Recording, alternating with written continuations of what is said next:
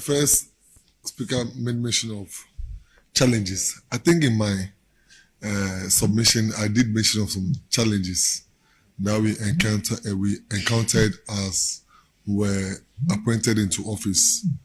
But let me just say one of it: the implementation of the DP sticker.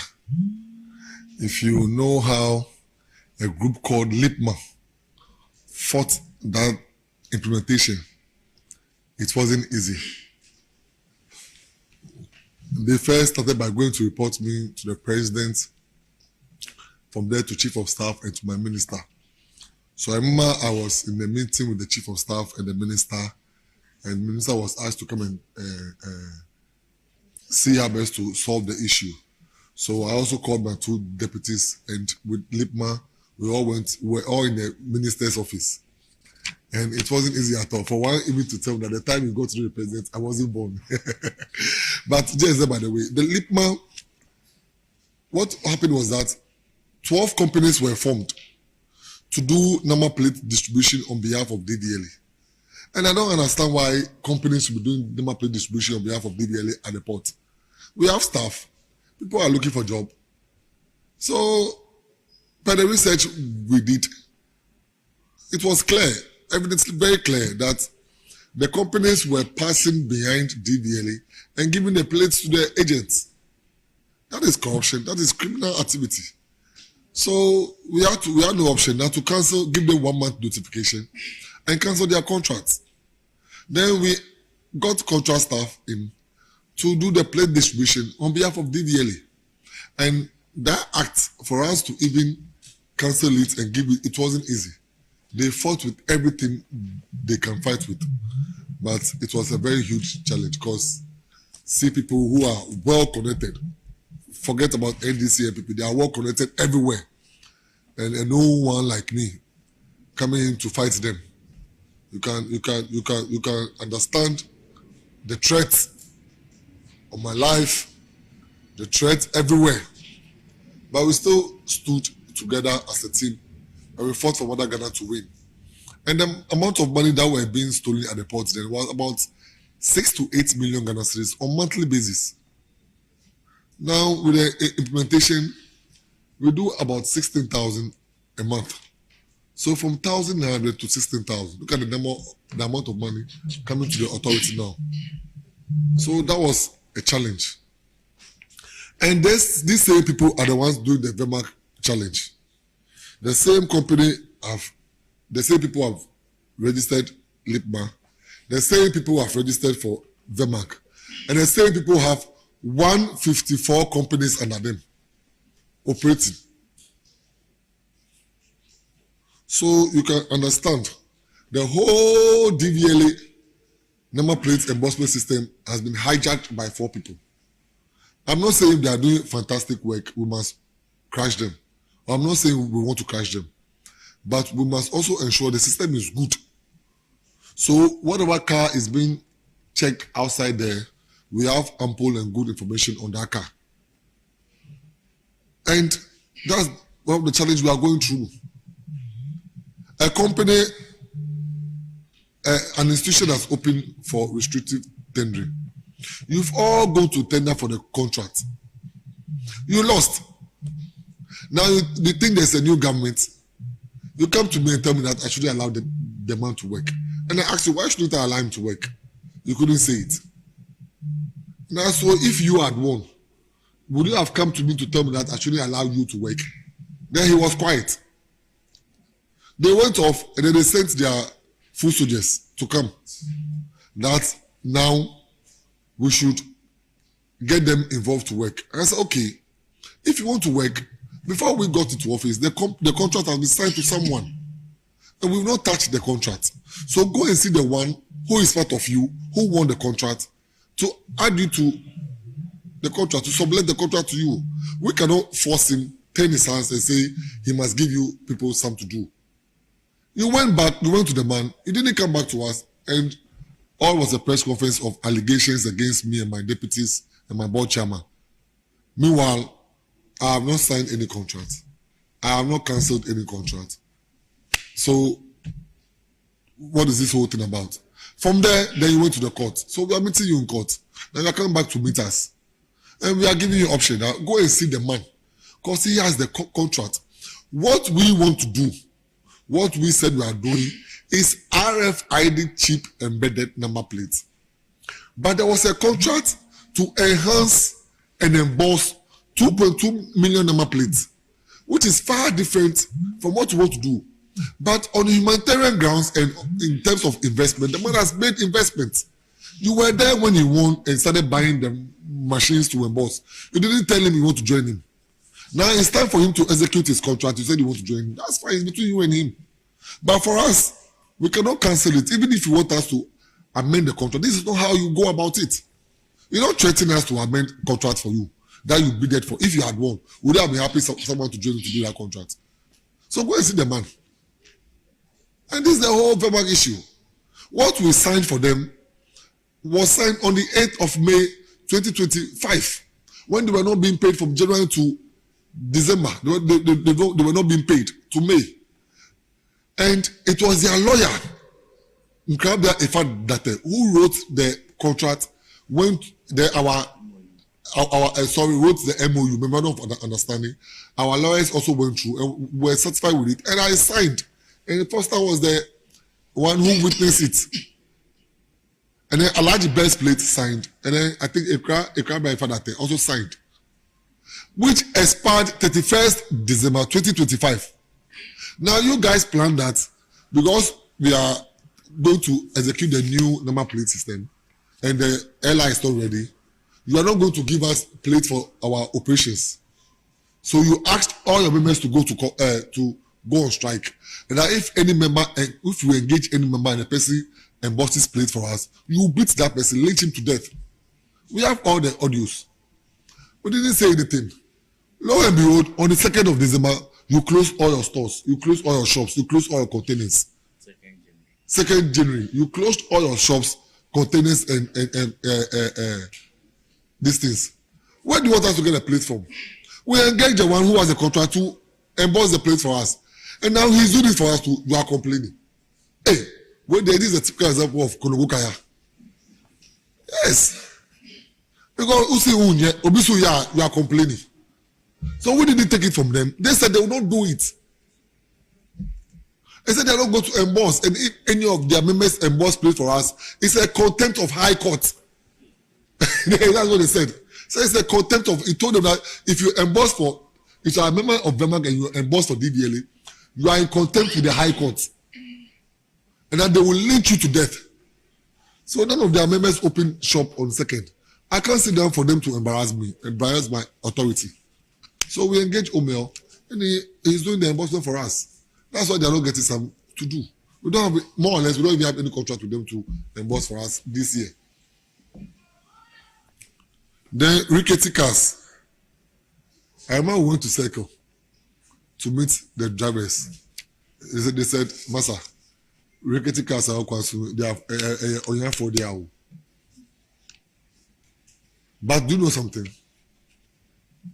There's something we call PVTS that people don't know.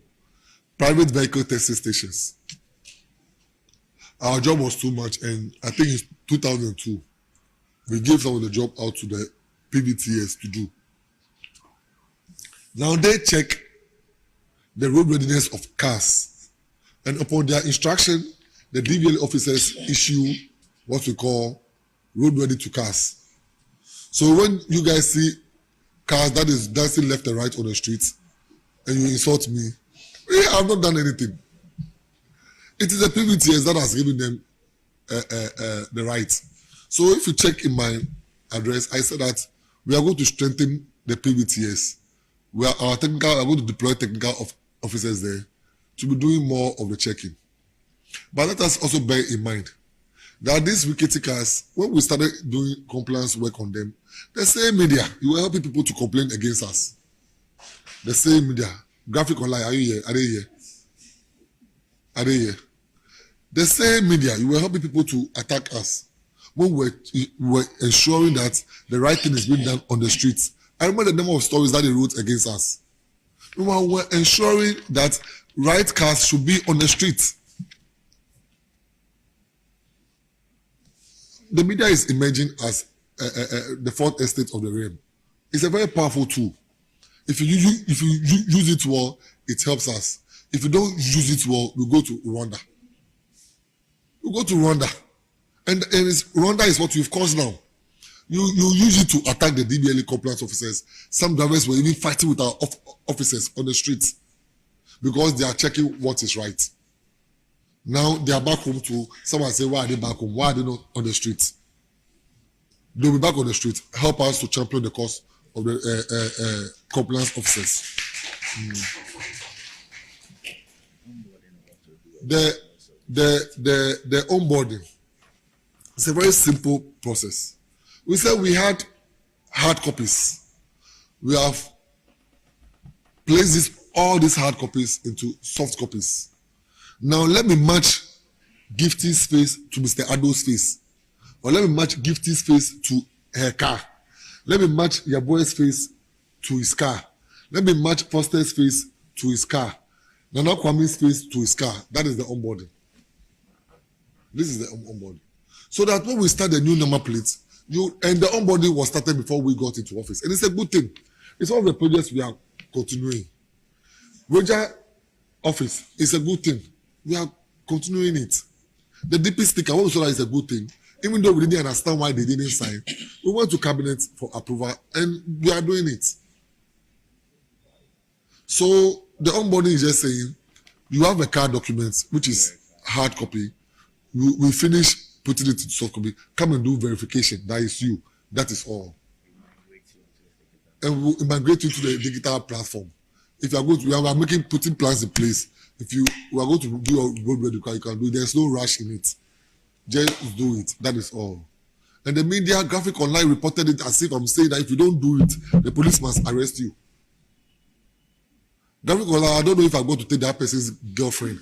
But if I have done, I'm sorry. The stories always coming there against me as if that person has some serious maladaptive agenda against Julius Nikwe. I nearly sent you guys to court last time. It was first time said, oh, Charlie, we should forget it. I beg you, some of your stories, and you know, for a very long time, I stopped going to the media. Yet they were quoting me. When I'm going to be on the media, for about 8 months, I stopped. Yet they will quote me. And some of the things are, first I open up and I say, what is this? Some of them, you know, the people who send it to me, I don't know where it's coming from. So I beg you, if you have an issue with me, come. You said machines were brought in by World Bank. It's a little bit technical, but I know that we have about 4 machines there. We have 4 machines there. How many were brought by World Bank? 2 were brought by World Bank. And 1 is broken down. We are now using 3 to work. And if you know the number of requests that come to us, my brother, it's not easy. And sometimes it's not about the machine for printing. It's about the consumables for printing. We have machines that do printing, but we have consumables we use to print. And these consumables are brought in from Italy.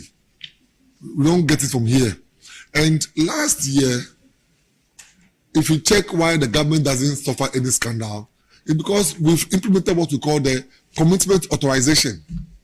Now, before I buy anything that is above my threshold, I must go to Ministry of Finance and seek for commitment authorization. When they give me commitment authorization, then I go to PPA for approval. I think that is the office of this thing Atufosi spoke about, value for money. So we got our commitment authorization very late. Then we got PPA approval. Now that the lady is supplying the things so that we can do a lot of printing. Yes. So it has something to do with the World Bank supply. The machines are there, they work, but we are bringing mobile machines for instant printing and to ease the pressure on this one, on the 3 that is working now. Demerit points. I didn't go into details on that because we've not finished with the legal regime on it, the legal system on it. I know Mr. Kafui and Efoima were working on it. I think they proposed 60 points. Yes, they proposed 60 points. So I don't know if I will accept that 60 points, but I was telling them it's too much. And they proposed 60. But according to what they are saying, some points will be, some of the offense will attract double reduction, double deduction. And then some will be single. That's why they proposed the 60 points. for a whole year. 60 points for a whole year. That's what they proposed. Then he said, what determines a rickety car? I don't know what. When you go to PBTS, your car may not be a rickety car. It may not be as old and cannot move. But you may have a fault with the car. And it will not pass. Okay?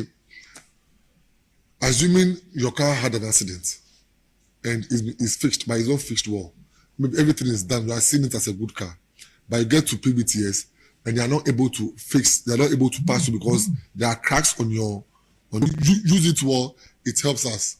If you don't use it well, we go to Rwanda. We go to Rwanda. And Rwanda is what we've caused now. You use it to attack the DBLE compliance officers. Some drivers were even fighting with our officers on the streets because they are checking what is right. Now they are back home too. Someone say, why are they back home? Why are they not on the streets? They'll be back on the street. Help us to champion the cause of the compliance officers. The onboarding. It's a very simple process. We said we had hard copies. We have placed all these hard copies into soft copies. Now let me match Gifty's face to Mr. Ado's face. Or let me match Gifty's face to her car. Let me match Yaboy's face to his car. Let me match Foster's face to his car. Nana Kwame's face to his car. That is the onboarding. This is the onboarding. So that when we start the new number plates, and the onboarding was started before we got into office. And it's a good thing. It's one of the projects we are continuing. Roger office is a good thing. We are continuing it. The DP sticker, what we saw that is a good thing. Even though we didn't understand why they didn't sign, we went to cabinet for approval and we are doing it. So the onboarding is just saying, you have a car document, which is hard copy. We finish putting it into soft copy. Come and do verification. That is you. That is all. And we'll migrate you to the digital platform. If you are going to, we are putting plans in place. If we are going to do your road medical, you can do it. There's no rush in it. Just do it. That is all. And the media graphic online reported it as if I'm saying that if you don't do it, the police must arrest you.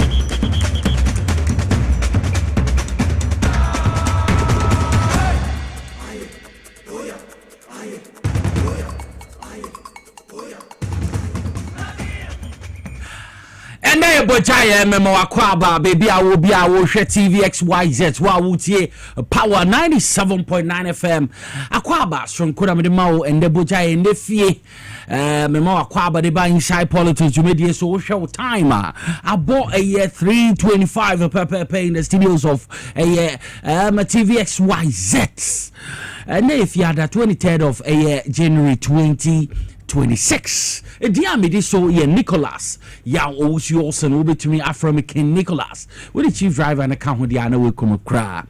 My men for na se kese mfam we twedi ampo nyankopon ni wa ye ni ho ono no de ndedue ya che kwama techema dabo dream mamoja kra edi emu efrusane se papa mo bonimu ye de na se be ma de din fi se ono nkuto no deserve the adoration, the thanksgiving and the praise until ye boni din ano ofata no se memo akwaba e de ba the biggest socio-political platform inside politics running from now. I can see a year 5:55 into the mentana. We say and some brain ankasa wo hwa ye dey bro papa. Now mama fa na se kese mama boa for mo bo machidom mama di dwumadi bro Mr. Kelvin Asante ono no the executive producer Sasuna or Rav Jampu or a TV director or director face kama pa yakwa osofo anasa menya so far no elder nti elder Peter Cranting ono na oye Raf assistant obo inside wo boy adwuma pa saso na Abbas so ho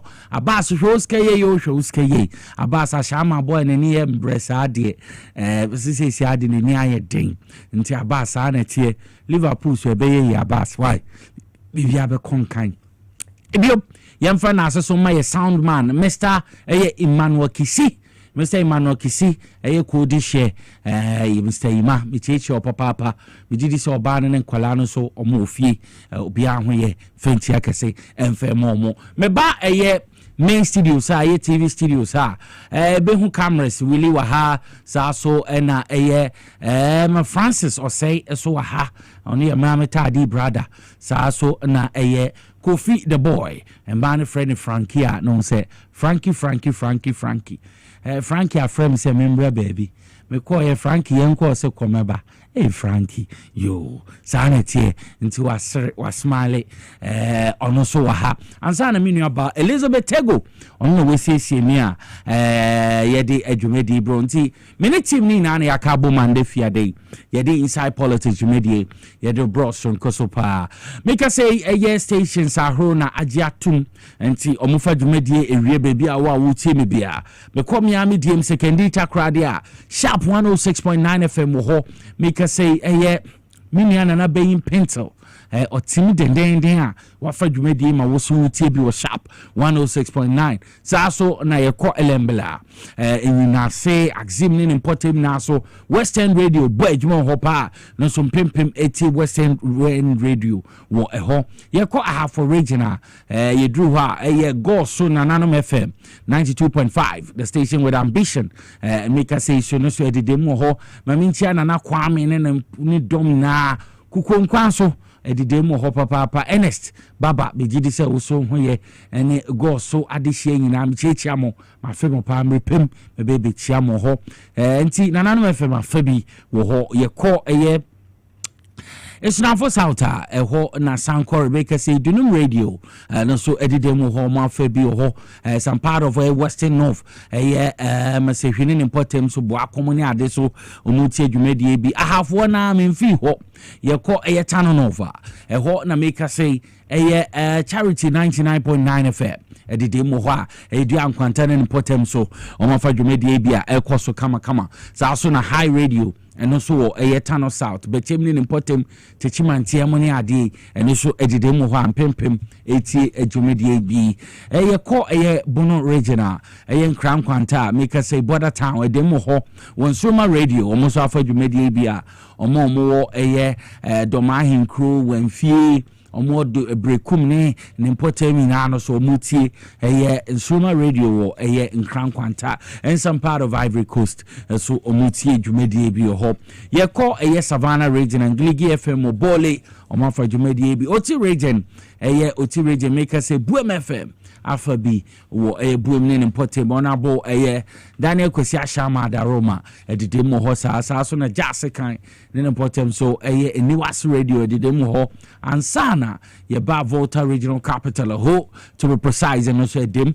wo ho yenuanom Volta Power 94.1 FM and also edemu ho ansana Global FM so afabi ko ogwa akoto redreba ogunu to ana wo kokoto kraba make say Adom sounds a bien who minuanom sa wo ogwa ni na wo te dwumedi bi no more radio stations so mo fa dwumedi amu na ya affiliate o mo fa bi mo so woti en kampremprenti baby a obi anmen for nsanke free kai se ahana Ghana kasa ahana Ghana ti wa say be inform na educate wo inside politics dwumedi so once again you from Nicholas anti ma we fidie no enkoso enda ha ya make how say ye ko Power FM so a edidem ho minua Desmond so a oni ne chiriba Eden Macantoni omo na echinchi me fidie ne mfruma me che Power 97.9 FM mono so wutie bi o nkranko dem ne important mi na so enti edieteno no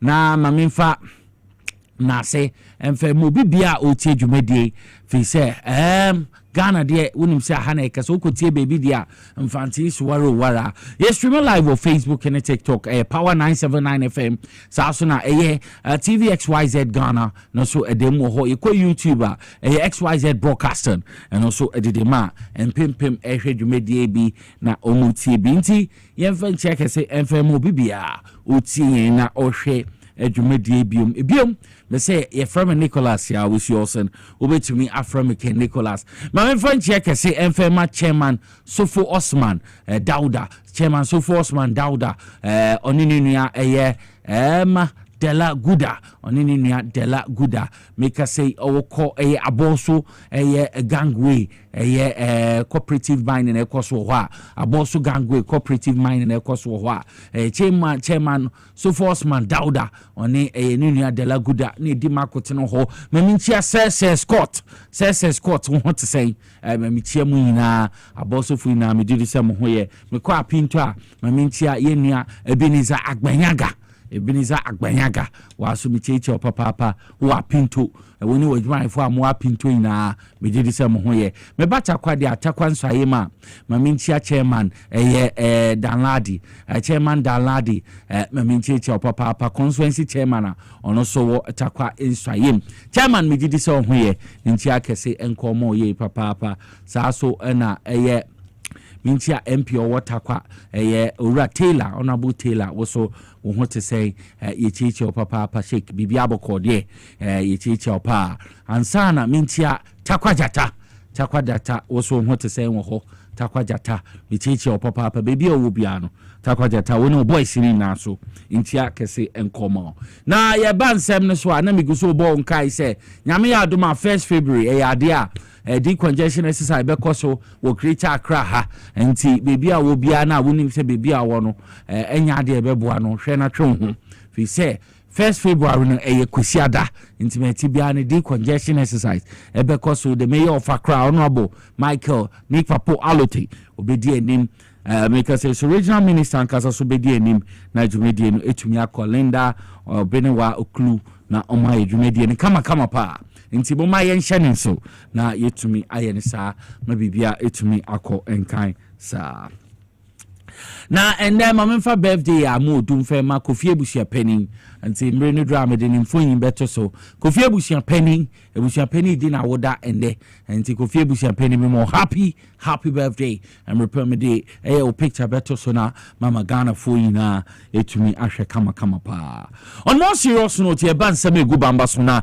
yetumi edi nkomo na enseme gu bamba so a ye hwe ende ye da etoso 4 the 4 make us say arise Ghana protest in cause against your former finance minister Rakeno Foriata say US for betumi na maye na accountability no etumi aye adwuma na omono na ba na lead convener we friend no Bernard Mona ono no osanso leader de ma PNC amaye kuo no ene oma petition US an American embassy penifo etumi a petition penifo ho apekete ho a make say 1 week no mutena ho a de bia no mubumu aboma say ye no Rakeno Foriata embranti yankwe na yankwohwe owura Bernard Mona lead convener de ma group no abra omo asubmit petition on wodi akọ asem penifo nsom na omo nje omo asem ntum no omo ma Keno Foriata ensign bra oman Ghana mu Arise Ghana is Bernard addressing America on the facilitation of the return of Mr. Ken Foriata submitted or to be submitted to His Excellency the Ambassador. Introduction and formal compliments. Arise Ghana on behalf of the generosity of citizens of Ghana.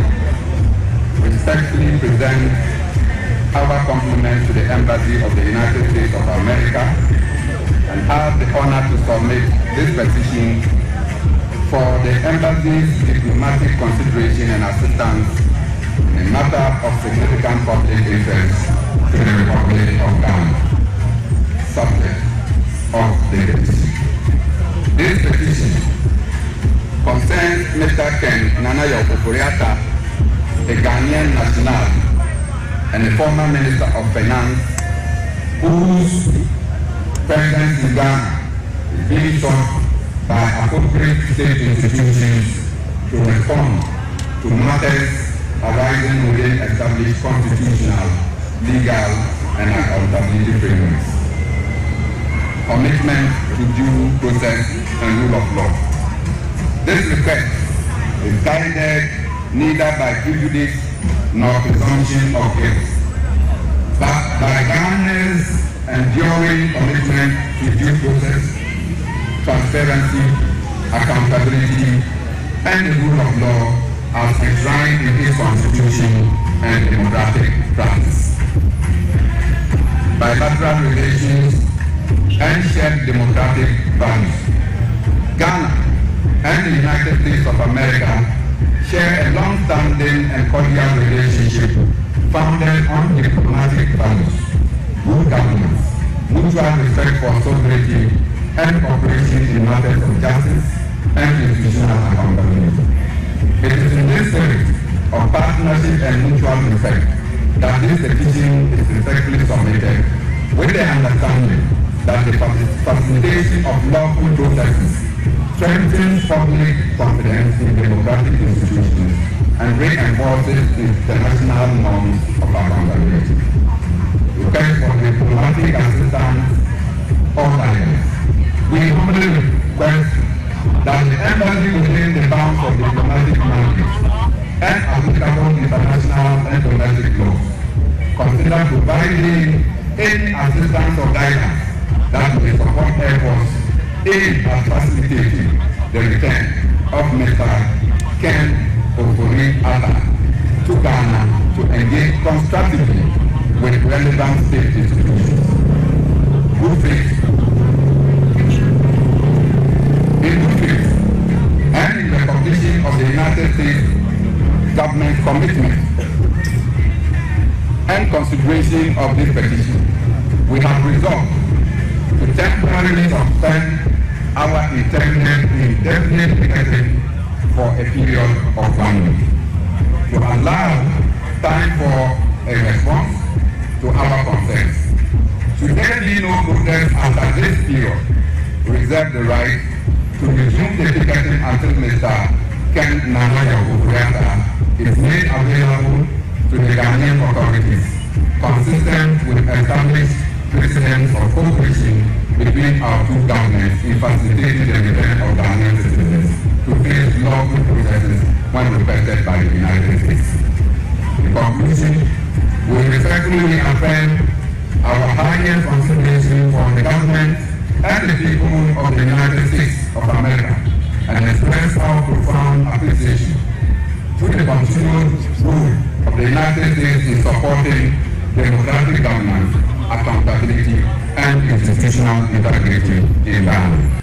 Enti ora Bernard Mona anana yehun wo ho ono no ye lead convener the ma group ye from Arise Ghana ono na submit petitioner omo de ma US embassy for omusu mu no yehun nipa bebre nankasa mehu me am brother fifi ho sa so na yehun nipa bebre omo kota na chi ne timemu for MPP for supporters crowd bi ka ho a say omo support say reckon of Ofori-Atta ye mombra enti meten no hope say na doye mu na no omo gina ho mo press papa ye nembra Ghana na o deserve so ba na obeyi ensema no enti adietene no na monim say matibia no nyame pa third match ye beto aba by elections bekoso wo Yawson East fi say Yawson East a member of parliament Macnaza yenim say make say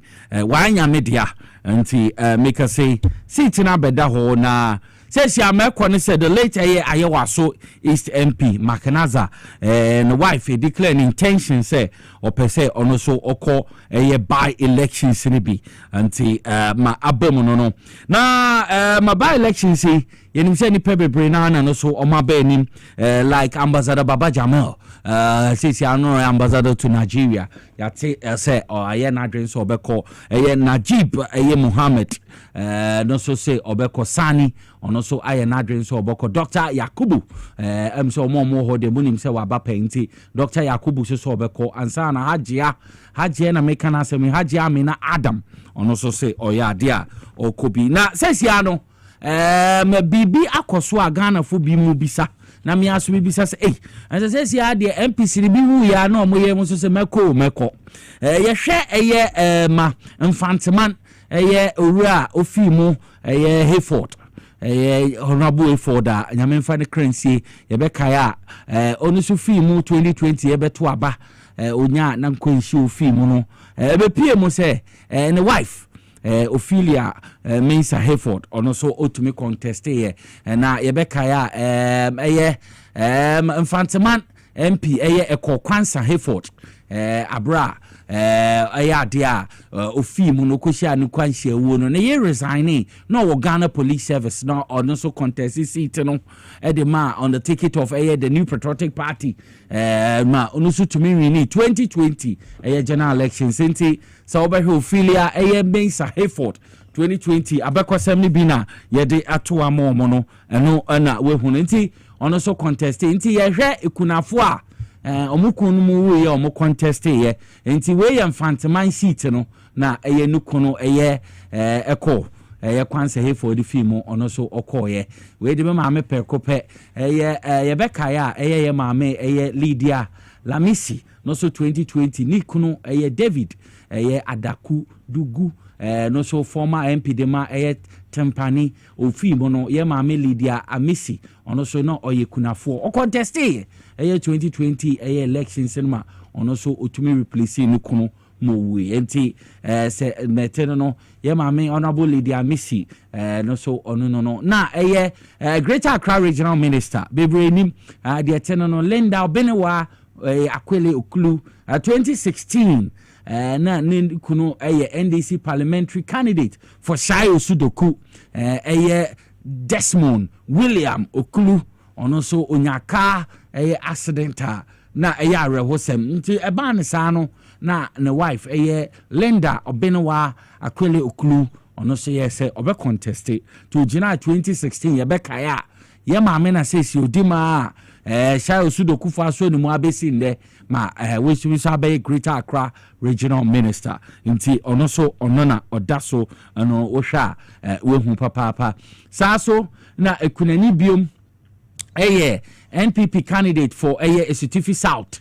na nukuno baby honorable Collins Dauda wono nukuno friend Professor Philip Kofi Ajaben Amwa ono so onfi mu no na wife Cecilia Jan Amwa ebeka ya year 2000 wo Esutifi South no so no yekunafo ye maami kunani Cecilia Jan Amwa 2000 no so ginae ma MPP wo Esutifi South ma ono so tumi wini be MP oko Ghana's parliament ye ko Ayewaso West Wogon na Ayewaso West Wogon no so ye beka ya Owura Emmanuel Chematen Ejakon ono so wuye ya oko hospital went to miamba no beka ya na wife Lydia Serum Alasan 2019-2020 ono so ade a no wife ono so on the ticket of NPP Ayewaso West Wogon by elections course 2019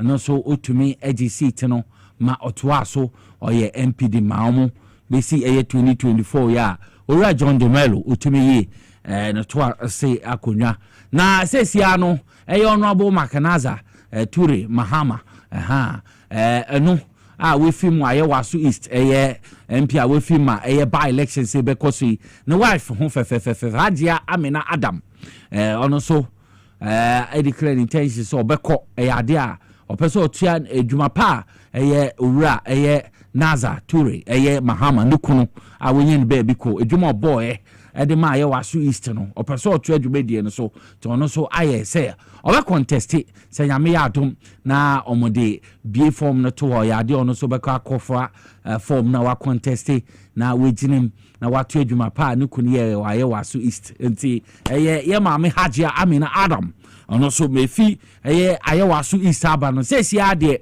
say waye na adwen so obekọ say saa na tie enti ye hwe anim ase ono so bekọ ana na we na bi mu bi sese na ye si ade ye maame kunafuei omukumu wa na omo so ebetwa dwumedie no so ada enti ye maame declare intentions so obekwa dey na eche say nkunafo na aso na omotu omukunu nnwuma paso yi nti metene no say ade ye maame Hajia Amina Adam o say aye waso istifoi wanji so ye o say no so obekọ ebi ekoginem ede amamo nti no so ne dia aba no nti ye hu say ye maame akofa nomination form enya ade a o say eye hu ko say o say wabusi na dwempi say ya ade a matibia no obekọ nti ade eteno no Nandra His Excellency John Dramani Mahama ade a Accra research dwumedie no ekoso ma okopie mo Switzerland Davos na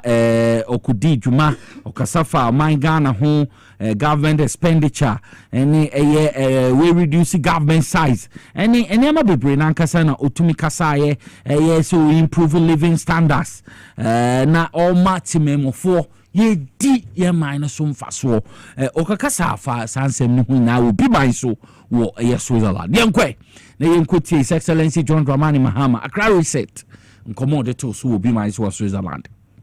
In Ghana, we're proving something important, that execution beats excuses.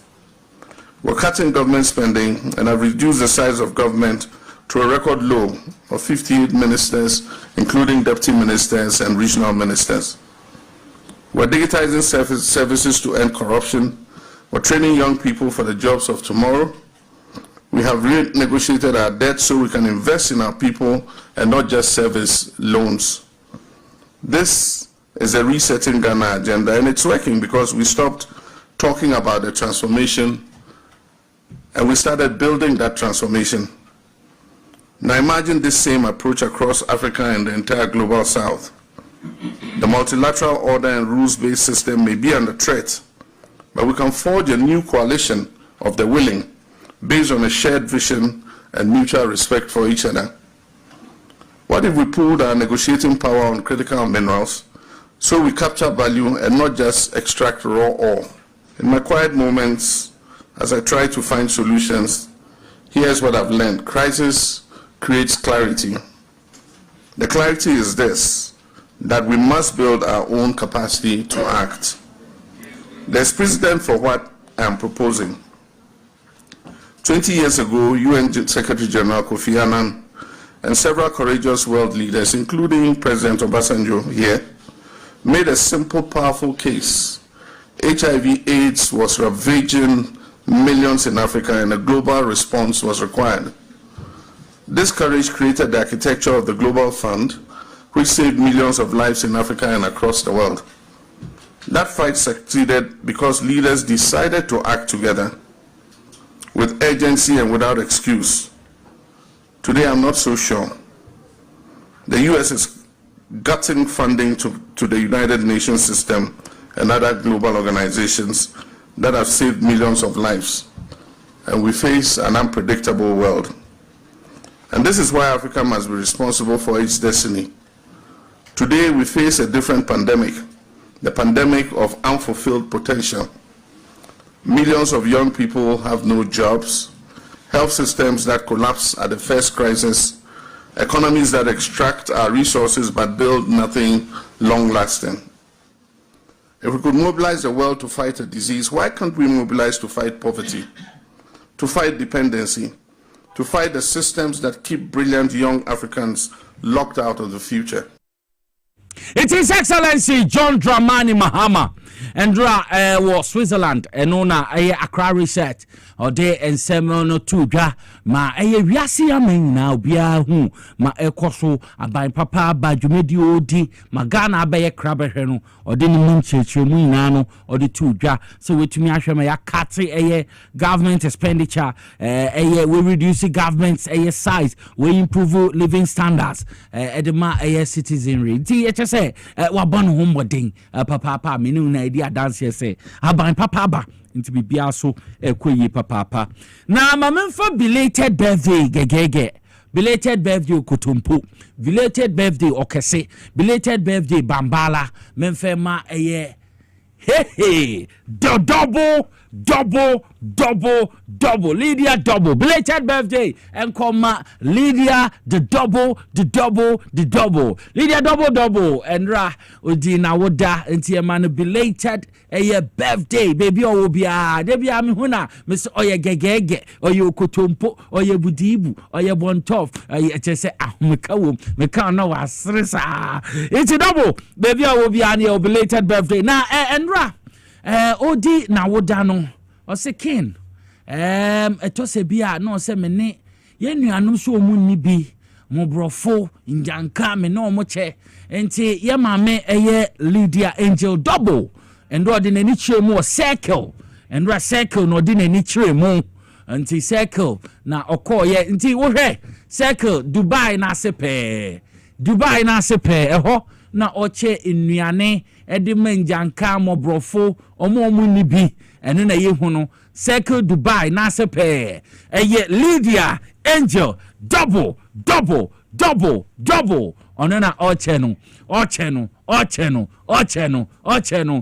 oh mene eye omo ni bi she nyame nshiraw Lydia double me se on shiraw no ma wakoma so ebisade mremo Lydia me se wakoma so ebisade mremo Umbremo national Jesu mami amen Lydia double no aha anti ene no ne nkofo kasa o che nnuane ne ade ehun nipa etu egu no so aha nra o se birthday no nhye fie ndi birthday no mi ndi ni fie nye party emo meni nipa beche meni ye nnuanu mu ni bi omo srasra de wo kwan ho nti eno na Lydia double oche wo eye circle na importem no Lydia the double ono na ye hu ne sa no ocheye oninjanka omo ni bi ono eche no mu didi nti Lydia double ni eye birthday course ndra no say ano a belated birthday and then oche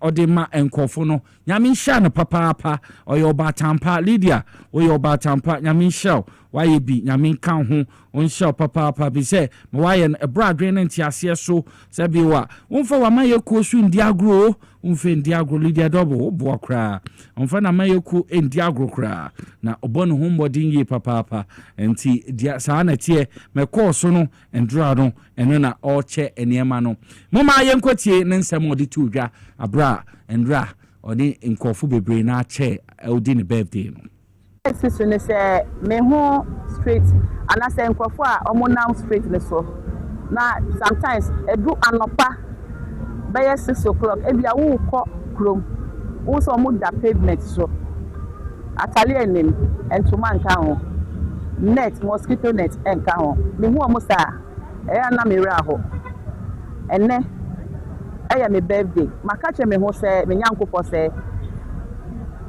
afi amadi ne no se mi sa fi ne to me ewo ahonde mu a me konye party chechirenche emo ministry for ene bedi enu nti na sa day ye hu de ye hu enti ministry for no omo ti se me ye twi omo ebe ya omo be ti se de nyina yeti enu nti na me ni omo the young way no ebe continue every birthday of mine no one share year me for region by region aya dey me botaya me dey asi ho say I was a street no ehia me because it initial street na e bia do mo be wo ho no o mo be ketwa enti madini nei nyame adom next year mesa di ni more me ni o mo be di ni kese e be ye region by region ni nya no Greater Accra nko a Ghana memo nyina yesro mo say ye street na o mo am wo ho no mo ti say ye na circumstances bi na di omo koto ho enye omo pe ye twi omo embe ye ho bibi na di omo akọ ye gusu kakakakra ye be sisa bebre abrabo no ma be te say ye ndo omo aye ya omo no makọ ye dia omo ye medamasi e dia me wa foundation aye Lydia double save the girl me for the private area you cannot believe what I'm going to say. Wokwa nkrana Sylvia, ade e fe no pad. Ye wo mayo ni bi o wa munim ade e fe no pad.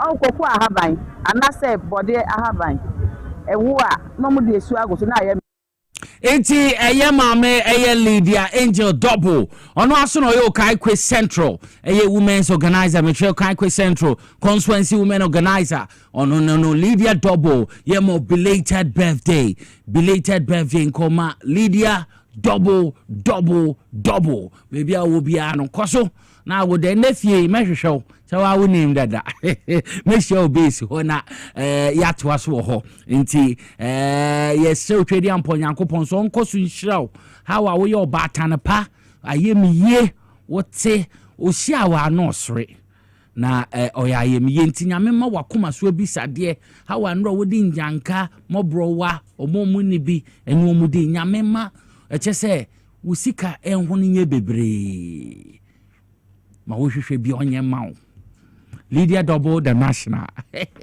me kasa wa wati ase nti nyame nsha papa Lydia Double sa so na me kasa agbesi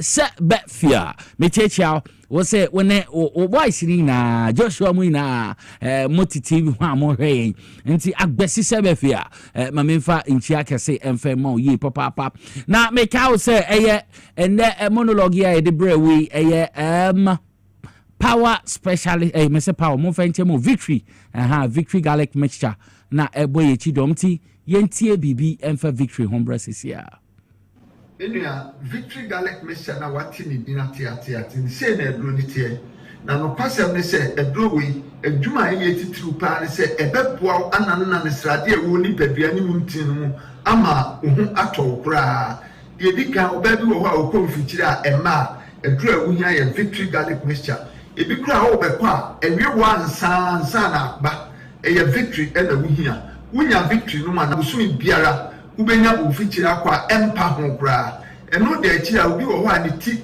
na tedwa no obi wo ho ye adwuma kakra bia no abre na kuma bɔ ne periperi ni nyina ye moja entimi mfa akoma nu nkwa adwen mu eno ne kofa saa de ne ba odofo mesrewo so wo ho na wonsemu ta adwew ebia wonsa no sei ana wonamro mu na esi fom no kra ewew ana ayatufo se de edi fom ato mpaboa mu a eye victory e na me kan fom a onum victory asa no na ye bobɔ so nyina no ebegai de oto ho anadwo a wontimi na wohia victory emframa nyankopon de amaye se ye humi wo de wo humi a na wo tie so o bra eye victory e na betimi aboa wo ye wo bi wo so a wo ho ana ne ye mahye no a obi a na ne ka obi a nya ne hwe obi wo so na kuma bɔ ne periperi ni nyina moja ne ntimi ne afusa ne ye wo ni pedua no edura wunya ye victory garlic mixture de watwa bra ya bia ya na se kokodue ne nam no no ye ne basa eye victory e na me kan fo wunya victory bi no a e beboa wo se doctor de watwa duro so sani a ubetimi anom victory na ka waduro wonna ne se waduro no na aben ma meat aduasa no anom we su na aben no anom victory no so achi meat aduasa wo ye ne sa bibi abade kama ma se wona se tata wo ye agya ho adwuma mesraw adura me kan fo ma wa ye victory garlic mixture mesraw ni ka ne bia danse a ye pese ye fa o ma danse na tie na se wo so koto a benya sa danse kro no a ntwe mi mpedwa mi ntumi ni di mi yare so mena ko be 12 years ni man mundu mo jedru 5 minutes de tim matutu ana se na meti TV ntumi na me hwe ne mu se motan drobi esi victory heba victory garlic mixture ni mi ntodru sa ba modru mu asa modru mu eye papa ntumi ni di o mi din sa no me di afi bi no masedi dia na afi insana afi no ntumi di bi afi mi di ma edubone sa wi semi anu so no ntumi di anu so mi bam sa afi de anu so bi di no ntumi di bi afi hu de menya no na ti edu no kan o TV so a nyam kutu bu ni no edu no anopa eni ewiani enwure no ande no si afi nyampara mi no adibia ntumi di mi si afi na toata mko ya black masa modro no die edoniye na ngami shira mu ajime pa me problem ye menstrual pains ndane kakra mu so timi menya me menses no bosom ni ma me bre pa me brankasa metim to ton dro no na ne se man ti se yesi ye bi dro ha na makoto ba bia me we metim fa ka ekọ obi kru so ekoto bi dro metim no bi che se na victory ni dey in fact I don't know me die wo mu die me koto bi me ti advert no TV so sada na me sorry anwunwe na me koto ye na dana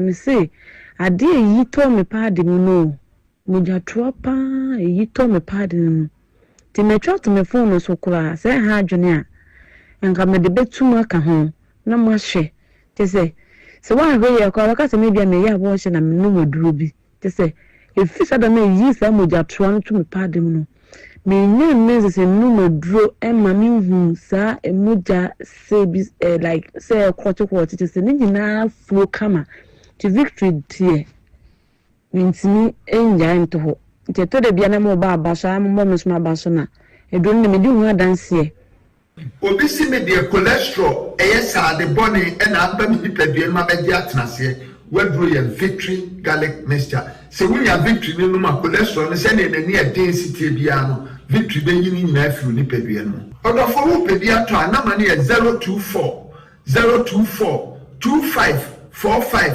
633 024 2545 633 and now 020 129 3280 020 129 3280 a victory nkunimdie ne adebrem victory nkunimdie de ateno no victory nkunimdie meteno no na mesisu biom moma yenhye so mesisu biom because my cattle time I'm pese Ghana for beka say yanka metene say regional minister honorable Linda Obinwa Okulu oni MMDC so mo Greater Accra ha akabum esi yanka no bia ante bebia wa wutie mi bia wo Greater Accra region hanin say dia decongestion exercise because so akwa ho niam amotonton ma maba pavement so ne kiosk baby an yesi ye baby bebre wo ho atitu Accra metro say wo be hu so mo de pavement no so no mo de red paint bi afa ho enye se wo ba anim kofo asan aba anim sa ne mani na ade a on the 1st of February Sunday it is a baby a enye se wo de bu BBC wo de kiosk bi ebesi e betwa akwa akiri say ye twikwa akiri so na ye ntumi ya na ye be ye fi ho inti e bom nkae enya de afi na ebeka se wanti metene se ye nkae bo ayede mamo se monhye ne nsew se nyame ya adoma next week and 2 weeks time next 2 weeks Sunday 1st February ade asa decongestion exercise no bekoso enya Accra metro the whole of Accra sa na tie inti various assemblies no mu na ekebo enya Accra metro pe honorable Lydia Obinwa Akwele Okulu no danu asa adwume de ye de brew anti moma yenhye ne nso misisi biom moma yenhye ne nso misisi biom moma yenhye ne nso se 1st February Greater Accra region ha ombe decongestion exercise enti moma yenhye ne nso enya afi na obekase mante enya afi na obekase mehu enya afi na obekase mehu ma na ekomisrewa woma yenhye ne nso na mbenu dura ye nyina yetumi edi yehu agim nti edietene no moma yenhye ne nso na bibia etumi akọ enkan we de amiame nkofo amiame make faith club Great Arrows Faith Club ye wo Madina Great Arrows Faith Club ye wo Madina nyame ya adoma Madina fitness walk no bekoso nti monhye ne nso starting point here Presec Primary School gate wa one starting point nti Sunday 25th January 2026 6 a.m. pepepe monhye ne nso na bibia ntum nkonkan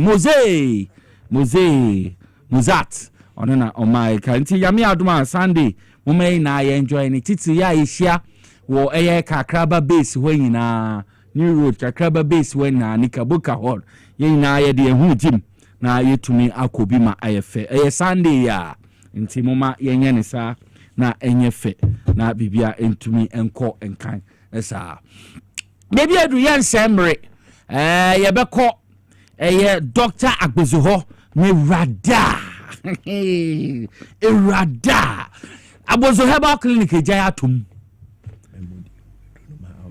Abozo Herbal Clinic Jayatum Enti says yadum koko ni bedwane koko broni friend pals ebepe baby akọ koko hadwini ye papa koko embu ade etumi fifiri sebe wo baby etumi fifiri sebe wechi etumi fifiri wenum ni nyina na Abozo Herbal Clinic e dey abanti very soon you be hunu market Abozo se ebe ye adwuma na koko na etumi aba na Abozo ekro no so e kan no se Abozo mo Meisha. I have them came in three. Jawom. Inti very soon better one. Then be had me who doctor ya. Na many aje wo hwe me utie me a. You assume and I be weni na tie nkoma me ne bedi no. Oye doctor ma directing kofo akọ ho a. Omundi me hwambo. Sesi amema ne ni ani bi a yedidi ni mekeka ho nti. Eya na ahoden na ba fom kakra. Ya hoden no one permanent above form kakra. Dr. Abozo say wa ho de one perm above form yade obebo we pejama oba so infections are ho how mema infections are ho how syphilis gonorrhea chlamydia saniema no ma ade anyame ehia so empem nkomo no eto se bia na won tene de woni se bi odofo kompema na nsu na san aba me pacho ni na Dr. Abozo betumi aboa infections na how oba se bi wa himfie ho atre ni na no betumi aboa infections are ho ha nipa obu nsa wo hu ni ye be ma wo ho den abampam abafom ni nyina no obeya ma papa na wa ha ente be mpese mekase bebre nipa bebre na adi ho dance e bia wo ye ofofra wo hwa na wutie emre draw so sia Dr. Agbezu no to me boy doc afishapa afingo bibi aboko de nyankopon adum yeguso na no de bu no se de oboa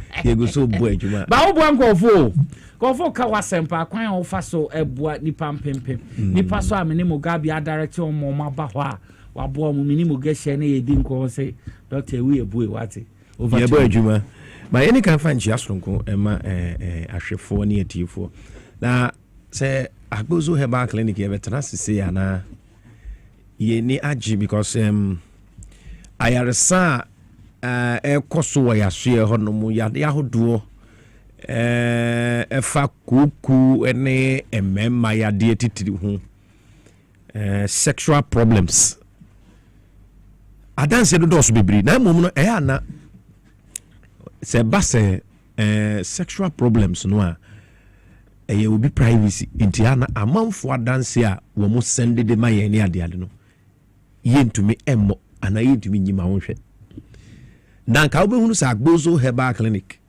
amanfo emaya mu pa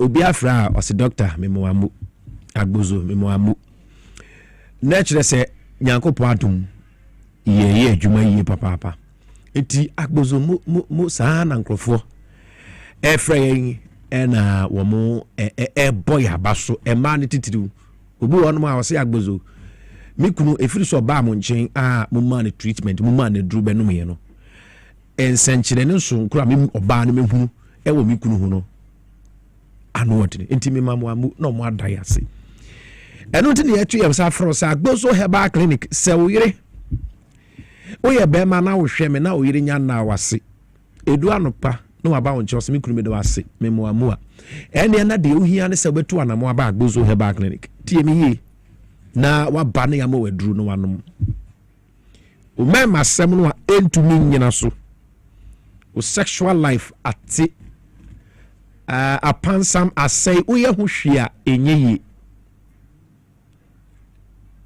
de bia ya meka se be ma biara o mema sem nye no psychologically how to you papa it be how to obi an mema sem enye adwuma no inya psychological effect wo so ebi ni depression utumi depress what you say obo say anxieties any tiredness be mountain yes sex a uta brebebre wo ye adwuma kakra no abre sexual life nya saa na eyewo ena mema no a mountain yes sex no mo jai se mo de ebia wo ne wire jai fie pi ni waja ato ho no mo no a sebi waja ato ho no oba anya hwi no testosterone no dry in the system ema wo be man ewu enti be ma bia wo ntanye sex bia no be mata ewu enti se wo be man ewu na waja de ato ho no na wa ye ho se mfa ho a agbozu he back le bon kai se we be ma fabra ye nchen na ye ma waduru na kokonom eduru na wo be nom no e be se nya na wo be na no ana wo penis no e ma hoodin abem ma de abo adwuma be ma bia no se wo be ma mu ye dini na wa mfa anye hwe kura no a e ya na wani tumeji se wo sori ahomachi na wo be ma sori a wani ji papa wa mfa anye hwe kura no wani ji papa eno ya agbozu he back clinic ye nchen e na wo be ba wo hwe screen no so a ye number si ni nyina ye adwuma na o pay ye kira kwan ya ye won kran kwahima ne ben kwahima na hemfie no tema ye wo community 25 na kumase o de chem so me se ba biara wo biara no de bia me kase obu on mo se me kwan no wa duro no emema duro no ene kuku duro ene sisiade duro no ni nyina na gbozo he back clinic o frɛ ye ne a da bia wo bia ye be ma no bi. Yes, a man drew no, the Obama wire didn't know. Any usisi, Coco dream enough frame, and baby will be a manubi. Into delivery, the whole Ghana, baby, I will be another frame, any encasa. You bet you know the baby, you the man car or the bed broke, come. And 2 1 cry hanwa, your number is 0241. A sign a WhatsApp. Ube free. Na a sign a WhatsApp. A 0241. I am on fat numbers in Nara. Aviana network problem. Move fat 3 numbers, no. Ni nyina ye me branch enti se ofre we na nkwa ofre be ko 0241 75 0282 0241 75 0282 ene ya akra kwashima number no ena kumase dicham so old insurance junction wo baby wo bia wo kumase ofre ye branch no honma delivery no baby wo bia me madu no sameka bi 0553 41 7752 0553 41 7752 any kumase number no and atema 0557 40 2696 0557 40 2696 it is oye be mana ohunya dia me pa cho me agbozo heba ana doctor agbozo me tu me de ne say me ma when be mana na sexually become strong me majuma no entil fa breme ada adwuma na aka ne de papa baby fa na mum se o me masem nyanko ade a fa bre me Dr. Agbozo sexual problems o me solve ya ma ana mo a mo problems bi ti se koko mamenka koko asem nkyerɛw koko ya ade bi a se ugya no na ebedi hini wo mu a etimi se wiye papa eno na bi wo no ma ba na ugya wo na ya na gimoja nketinketi bi mu na ede beba ugya wo na ya na opepa to na sebi humoja ena kokokuru ya no obi wa woye mu etim na nsana unya wo nan ena nan na wahwe no ntumi nya wo nan e ma sebi pampan kura ba uyem ena ukasa kra ma pampan etumi bem enti se obi a wo severe constipation party me you a sebi impreduasa uyem ena onye free constipations eta hawo obe frame ye kokoko eduru ba so ba bia obi e de mano na no mo a se constipation it is a ding ibejai ena okọ ugya onan na okọkọ bopie a ye friend hemorrhoid eno nso ofre na baby obi eduru no nsa kabia me pa acho ukoko no setisen ni nyina no ebesa mo ti hemorrhoid no emanu weduru na ebesa kana kwa akoshim na wanya fa hodi enti bra clinic honum ena open treatment ankasa opese mfa fidie enhwe mu a ni nyina ne se obetu anamo aba ye clinic honum me see numbers na eguso no ya akra number de dika no de toso mienu eyikumase de toso miensa e wo screen so no tema community 25 na mo ultim wo radio no so dia power fm a oba frame e was 0241 any akra number 0241 75 0282 and kumasi 0553 417752 Tema 0557 402696. It's special treatment all over Ghana. Baby, I will be frame me package, you know, on Sabake, a package, amano, kama. Bepacho, se koko how. And then my summon ya, your package, ya be at the amount ye me drew, and they say, remember munya ding, and they say, seven bread of cocoa, how no, a drew no pibia, not self friend, I remember no baby, oh, biana, a bozo her back and Juma, no, it deliveries worldwide, the whole Ghana, baby, I will be ano, which we are my what's happening, and I'll be framing now only me akasa. Be frame and doctors if one to an amines for no, or from Bejuso, then moments a can you be and say which here, na me ankasa me bia na wasa frame na only me akasa. Me wa kwashiman me ben kwashiman na himfi no me ye juma from anopa 7 o'clock a.m. na upon 5 p.m. from Mondays ekokopim Sundays after church. Enti ye juma from 7 o'clock a.m. anopa na upon 5 p.m. enyumri efi Monday ekokopim Sundays. Sundays no after church. Any shall see a see Sundays no 12 p.m. area. Na ya she say need we be 3 to 4. But they be a normal days need from Monday to Saturday no from anopa 7 a.m. to 5 p.m. Enti say o prostitute so na iron large ya ni nyina ya behwa ma. Enti wa wo ja wo na ya 7 previous akokobo pie no me pa cho frame sisi a. Ena oye bema wo 60 70 years o mema semnya me pa cho bra gbozo heba clinic mema we drum one mo a o bema no ebesa sori mema du na no odere into bema no de tibia no ebesa sori o sisi ya o ya mema we du de betua ni nyina no wo be hu ane se o sisi no mo asa ye dini se pause ne didu ni peduem se den ni nyina de ebesa fro prostate ena how bra clinic wonum na ye nhwe ma prostate enlargement se bi ojunso a entumi mayi na ochim obu a ojunso a obema mkura hyehyew oba wase ekeka na sebi previous obu nsa moja no ebi entumi mayi eba 2 days na jai ni nyina ya de a ekoboa no wo system no asa bo ya de ato entubo nsa obu ho no a onyini ye nso onante a na ASN widie mu nya din otiaso widie mu hyehyew na eyewsa o menses no entumi mayi enti na eyewsa eba sa o feel abnormal ni nyina na ya de a menstrual disorder etimi consisa na ema no eno nso ntum etumi ma ontumi enwo emre bi mu enti sa o sa problem na yo ba cho bra ya hye na koko treatment na ye no hemorrhoid koko de no se oye oba o oye akora from 12 years eko na oye bebe obia to be yes treatment bi it is a koko na e hawa be pa cho bra ya hye na be free package no on sabe ka no bebe obia enti ma me message na be free me was 0241 akra hanoma 0241 75 0282 0241 75 0282 ena ewo Kumasi 0553 41 77 52 Kumasi 0553 41 77 52 ena tema 0557 40 2696 enti ememma ne nyina me sei bo adwuma ma wo yere mra nche na bo adwuma na yema wamu oti ase basa no a na wo bo doctor agbozumi din na wo ma me amu oti ase mo na wo ma agbozomu no na yeso yenya ahoden ye adwuma ne yi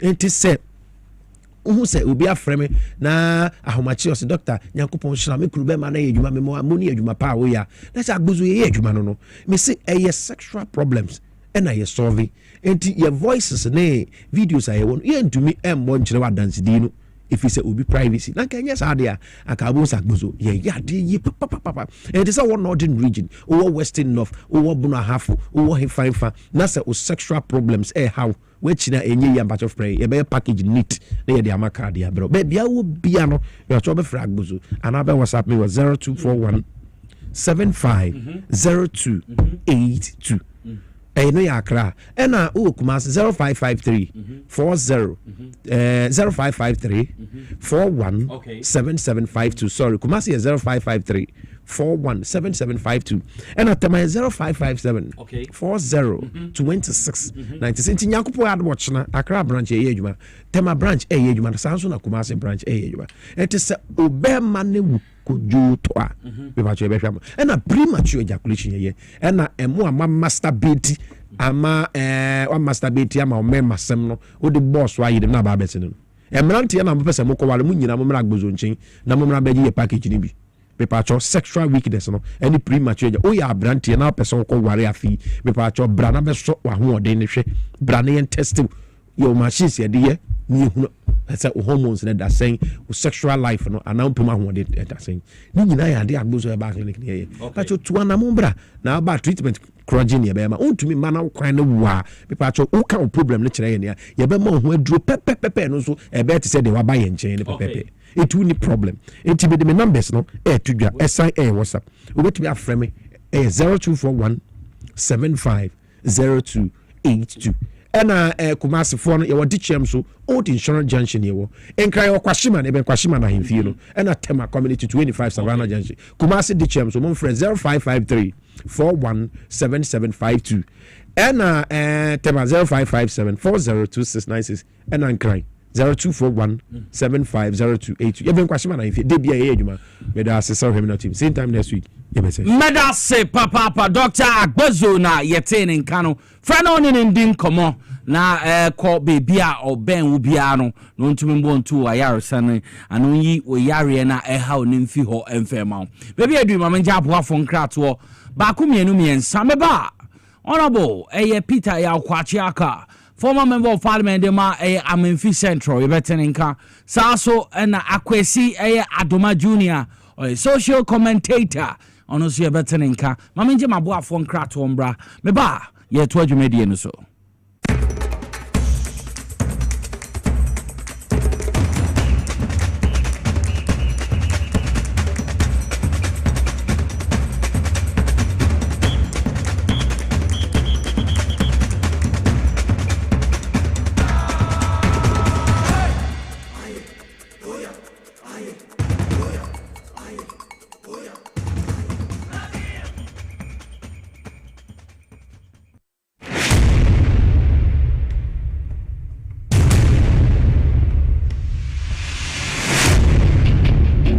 Every human body mass should have at least 60% water for optimal performance in any physical or mental exercise.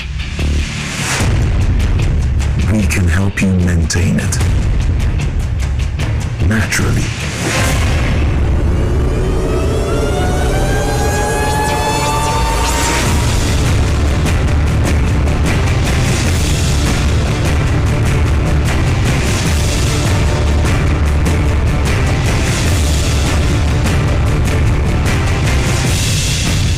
Natural mineral water. Simply natural. For bulk purchase, call 0596 273 546 or 0596 273 547. This advert is FDA approved. Na ede na ya obayi a oda former son ya funu emunumuni. Oh, Mr. Entry, also yare ya titi be ben fie pi nanso ne yam nyono da. Se me chiro no ahodo amato a me hunu hwe a ebe ya nwanwa. Menyi ni se wato ulcer tamfo Haxa capsules any Haxa mixture ya no mbom kotia ulcer no bia ma no anom. Anka ne ho ato no dadaada. Ulcer dro de eno ne Haxa capsules any Haxa mixture. Ankom ni nchiremu. Ulcer ye kura eto ye funu ene ensunu mu. Etuma wo ye funu ekeka wo wogye wo ho a enyi. Ulcer etumi ema wo ye cheko ebra wadidi awie. So how eye ulcer de a compare Haxa capsules any Haxa mixture nanum bom na ho ebeto. Predudu etu a ko Okanshi Drug Lane, Kumasi Dani Herbal, Takradi AA Mensa, Anafre 020-3822-855. Appeal for about Tanya Wama on Mofranifo, any Mofra winning Fedum Yeno and Kahun. Haxa capsules, and in a mixture. Ulcer time for FDA Aji Edwedian Kratui Atom. Hi. Now let me tell you about Safari Valley Eco Resort, the first of its kind in West Africa. Upon your arrival, you are introduced to a butler who plans your itinerary. We were surrounded by wildlife from the moment we entered the eco park. So many activities, all in the same premises. Visit the gym or the stables, they have it all. At my break, I'm able to practice my putting. We also went fishing on a man-made canal. Our tour guides taught us so much about the wildlife and how to interact with them. They used only a electric vehicles here. This creates a serene environment. I'm told it's over 1,000 acres. My cabin here sits on 2 acres with a large terrace space overlooking my private swimming pool. Now this is royalty. They have their own farms, thousands of fruit trees. I can also have my lunch here at the waterfall. Quite a beautiful place you have here. Visit Safari Valley Eco Resort in Ghana, bringing you closer to nature. The serene environment fits into the goal of the school, which is simply to provide excellent educational foundation for your ward's development before they commence primary education. At first glance, clearly you will see why the school is called Hebron Hills International School, as the building stands tall overlooking town. With a Montessori style, we have experienced and dedicated staff and trained teachers. Our small sizes classrooms are meant to enhance teacher-focused approach where children get one-on-one attention from the teacher. Hello there. We are open at 7:30 a.m. and school closes at 2:30 p.m. After school care is from 4 p.m. to 6 p.m. while early drop-off can be arranged at 6 a.m. Hebron Hills International School is located at Midye off the Nsawam Road. Locate us with GP postcode GW0688 Ga West and GPS code 06884870. You can contact the school and make further inquiries on 050-876-2375 or call the office directly on 0302-918768. Email us at hebronhills.school@gmail.com. Hebron Hills International School. Excel and shine.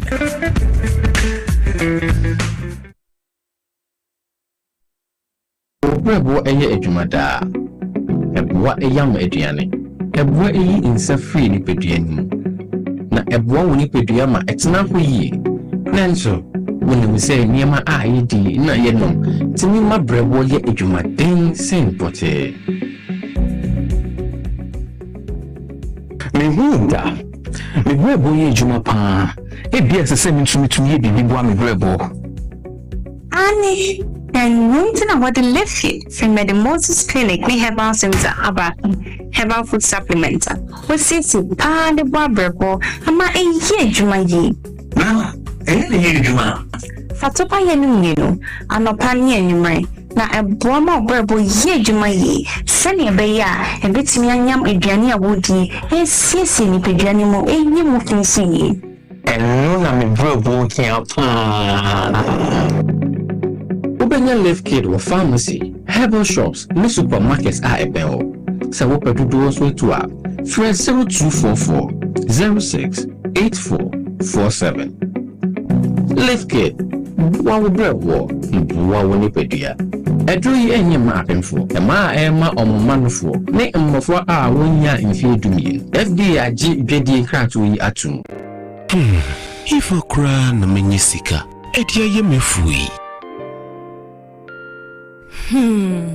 Ehin fapa na menya bosia edi atre medwuma yimu kan kra mabre menya bosia ato taxi fofo Suhum Rural Bank. Suhum Rural Bank.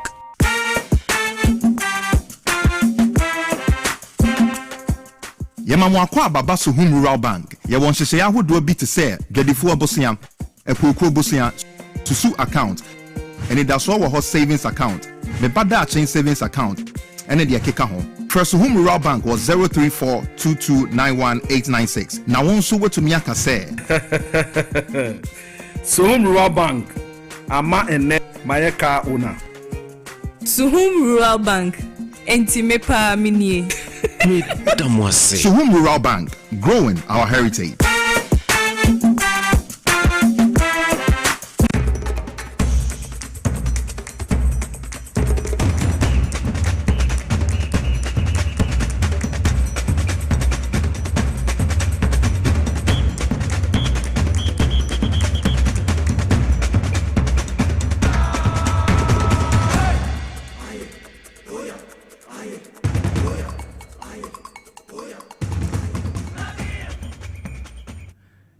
Mesama wakwaba edeba TVXYZ so baby awa wo hwe baby from Nicholas Yao Yawson obetumi afro King Nicholas emprepre bebredri ekukuda magin konya atena so enti nsema egubamba so na ye ba bedi ho komo ye honorable Peter Yao kwachi aka o ha nche betene nka saa so na ewo Akwesi Adoma Junior social commentator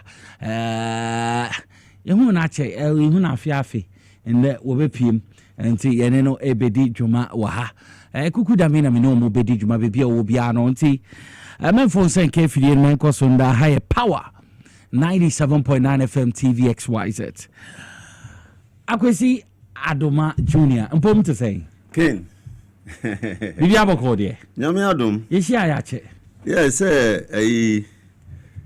me decide say farming okay na farming so yeah I was say wow do huram na usua de no no correct because impempi na kuafo no ade ba ko a aya na ha o mo no yem say proper planning say won say bekua ye no say usua de a sa rain fed farming no say nsuo tometwama nsuo ato no ye free ho and no person you can in ya also timenya nsuo ankasa tenase atwen so that say maybe so abedam one day and so obi two ade obi pep obi drilling machines about the rain nsuo you can easily tap it and water it wa branya hopon to nsuo no kra obi timaye ekua and that time so na ekua no so yes so na fi say sika san wo eco season na because nyame to nsuo no obi a wo moko obi a tomato so that say we do that time ya nsuo ho aye den na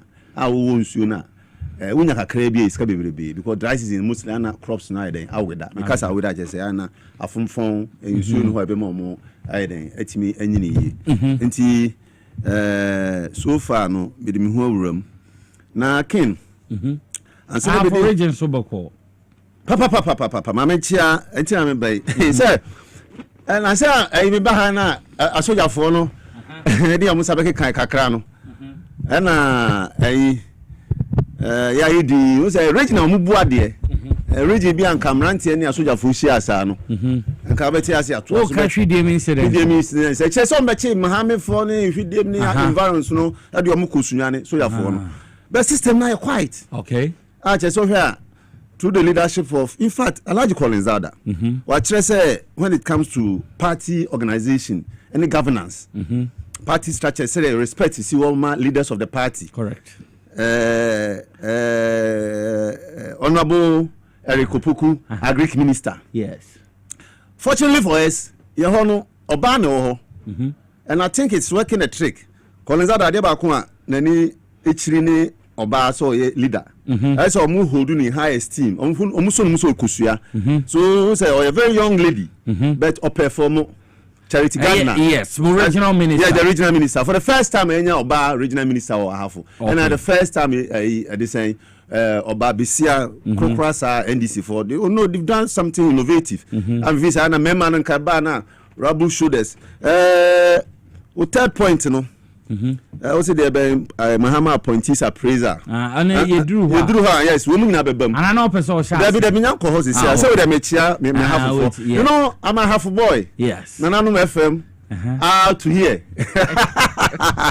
So when I come out there Nana FM si afamo. Chom say me ba ho. Naka. Embe so Nana Safo Don Mugabe. Yes. PSO kramu. PSO ya no. Neyima producer. Nana no FM wo Power FM too much. Serious. Ketri. Tafija. Yes. Yeah, so when I come I'm in home. Say me akwa mbe kakra na me san kwa akra. Yes, say na bo. So na dem that time Ajirigano. Yes. Enti ya hono NDC leadership no. Omo ya de mamichia the one and only one. Alhaji Takura the chief imam. No ye. Me say what no ya have I have chief imam. Yes. Wa fa ranks ni mu na. Yes. Such an experience. Last me come we see Adoma. Say the Muhammad sinu nyansan ipa de nkaminya ankoko biemu. Na me say Alhaji asem we de. Anya de ohwe na obenya. Nyankopon na woni mre pamu no. Awie ma me nchia no. Enti Sunday a whole big Dambai festival ever cost go so. The whole Dagumba community no. Yes, yana tu ni to aba go so. Inti Dambai festival. Inti go so be krabehe pa. Ken. Go so be krabehe. Now I think sen ka bit my baby baby. Yeah, because me am person me dey know how they celebrate the Dambai festival. Yes. Inti Mary no na menchia me namfofo bi a Ken we almost hwe me say hardly come here enti ma bedru sa no obia pese hwe say mema fire but anya fireworks mark kwame kofi un say get fund consultant honorable Kopoku the last month no omo kati sort for construction of agri college that was Sankore in fact yes I'm told Sunafo South. I'm told them say a whole crowd so no Mahame. Alaji whole crowd so say training college beba ho. Okay. Yeah, they are doing one. Now no so be a passport office. So go so we have passport. You don't have to come. Go so yes. Obeko Suyana. That go so you don't need to come to Accra. Yes.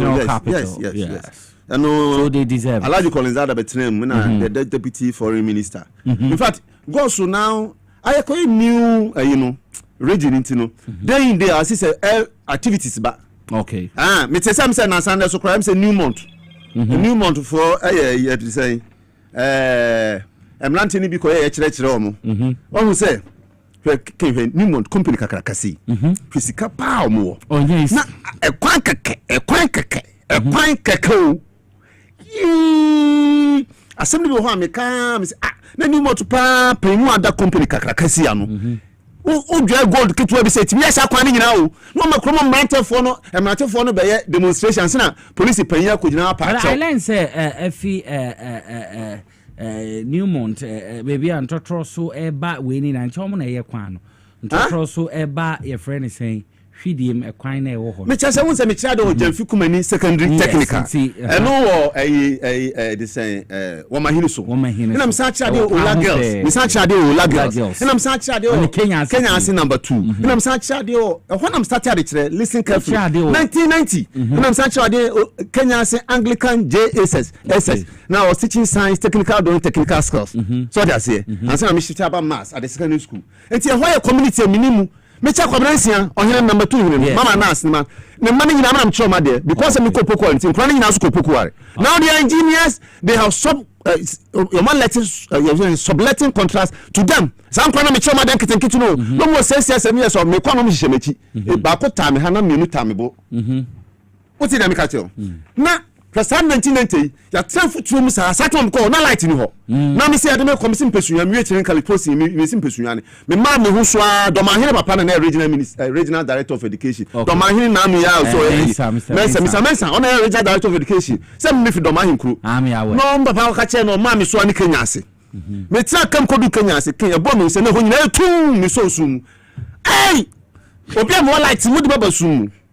Just say a chrono say light twemu kitinkiti sa me say Jesus Christ abraba hye hey na mo ma wadanya company kakraka sei na stila futuru enti a chrono for a demonstration yes and my news na what's a police pay regional meeting news regional minister timanko oyi police pay na man ko kasa ma no say adwobre regional minister say wate de ekoso nyina so na me che no iti ya region no de mesre se ya region bi a emu asem ka no ya ketwa krokroa as resources no bayi a ebetima ya kabehwe meba ba ko anu so metia kama me bufu no ye Coffee Job encha kwan no yes adeba kwan ko a tepa to go let's adeba kwan ko a again because school be training college kai kasajan kwan o ya wo ho no ebesi tepa no and then na e so wo ho entutu ye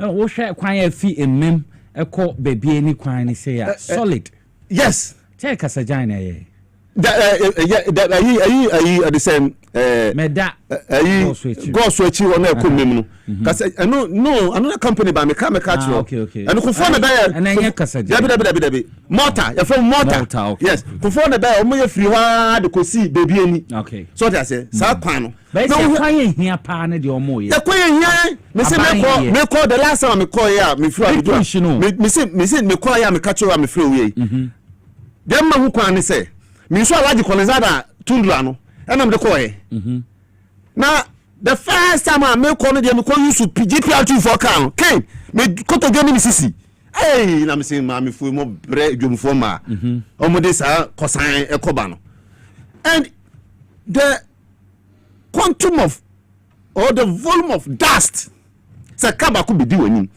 quickly my being say call some young boy na a mem to boss no money that time that's one no you su kasa kesi o di twinwia Bruni Desmond the Bruni Desmond teteno na na kan kunipa why because en futuro no basa na ono no driver for no kita timber loss akakraka no omofa futuro no mo namu it go say taxi bi ho no man overtaking obati say we chauffeur taxi ni so na car no asema okay na say na me fita crowd e ba e Winneba junction e ba e kaso akwan no oyi omo yi na me ko Messi me ko pass aso Winneba chiro etan etwifa taxi yes because say wa block view no wa block driver na say hu what I say traffic car no wan say hu dey be so hu come on kofu di motor na ti no say load yes say afesu load no afesu load na kita no listen carefully don't forget say me call road safety as a regional boss load na kita no any car na ketwa na enam kwan no so no car no any gigi na ye no o sha ase a onte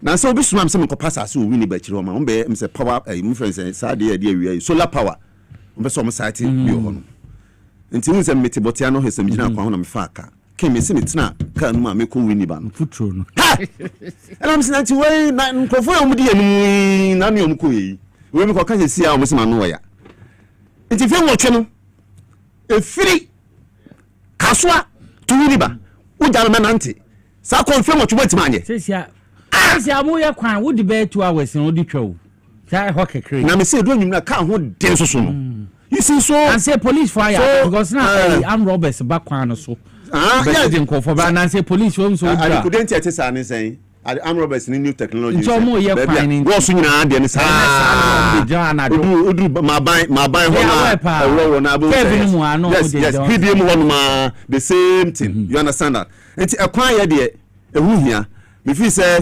Kofi Job nya na onye kwan no ma ye na ifiri Kumasi na ye kogo so a ye tenase a yetimi enjoy the traveling because already car na yetimi nye look at the type of transport you use public transport for GPR2 for cars that it rickety cars and maybe me papa time no more GPR2 no I'm say rolling star no or the Benz bus ma GPR2 for no yes start policy na samra because osha cars that it me a bebre won menya wa ya de na de ma e betwa wo what I say yes 10 years me too any student of statistics and no course of mission you calculate nipa you living your channel of living obi obebe wi ase o ma wo ye wo ni tumi na em dey say ha makanda o enjoy bi bia o ma wo nda no I'm telling you and the gospel truth me say obi ho ni e be wo na bagana ha aban bi bia no be enjoy won ko school on ye hwe obe fam saa no owu and so say calculate GDP I say isika wo ma mu ni nipa wo ma mdudo na ye check na obi abenya $10,000 ya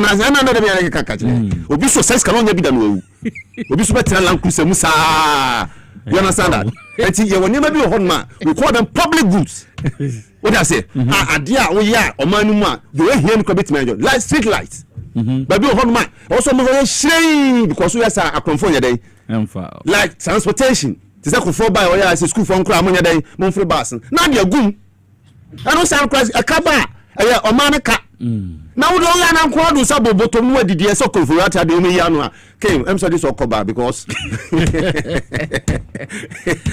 mama honorable Peter ya kwachiaka me mana kwaba honorable kwaba bibi aboko de e de nyame as consequence to say oh consequence ko wache de ko wache kakra nkomo abetini kire say mo so makwanye o de akwan nye kura amefi central makwanye kura akwan nye makwanye I said there's no third road the whole constituency Tadro. Premier na mo be na ma kwanye. Western region so mo so mo so former gudi o ho pa o. Koko gold ho. I na constitution. And then mo na me ho si na mo kwanye. Asema honorable kan topic bi a chise no school be kan say o say redistribution of the nation's national income. Say kan say ka de kan say be a honorable fee cocoa timber gold. Say scan free o mo fanya ho ne ma no. Aye no no. Everybody. Oh, mabun kunta na che o say everybody. Me say everybody. Hey, Mahama Baye.